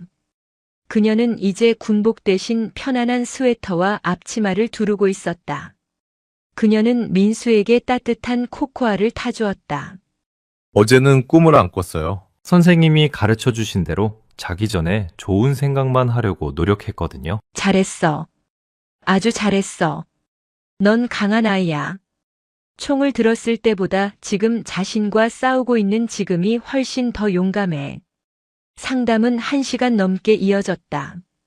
민수가 웃으며 돌아가는 뒷모습을 보며 지민은 창밖을 내다보았다. 부대 쪽에서 행군하는 병사들의 모습이 보였다. 흙먼지를 뒤집어 쓰고 힘들게 걸어가지만 그들의 눈빛만은 살아있었다. 지민은 창문에 손을 대었다.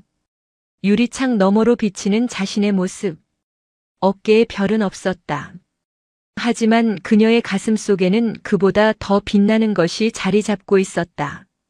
사람을 살리는 긍지. 그리고 평범한 일상의 소중함. 나의 전쟁은 끝났다. 그녀는 책상 위에 놓인 액자를 바라보았다. 707 시절 동료들과 찍은 단체 사진. 그리고 김아진 소령, 박영감, 최 원장, 꽃집 어머니와 함께 찍은 최근의 사진. 사진 속에 그녀는 활짝 웃고 있었다. 지민은 자리에서 일어나 쉼터 앞마당으로 나갔다. 따스한 햇살이 그녀의 얼굴을 비추었다. 그녀는 크게 기지개를 켰다. 어디선가 날아온 하얀 나비 한 마리가 그녀의 어깨에 살포시 내려앉았다가 파란 하늘을 향해 날아올랐다. 그녀는 나비가 사라진 하늘을 향해 소리 없이 입모양으로 속삭였다. 충성. 그것은 국가에 대한 맹세가 아니었다. 자신의 삶을 그리고 이 땅의 모든 평범한 영웅들을 향한 존경과 사랑의 인사였다.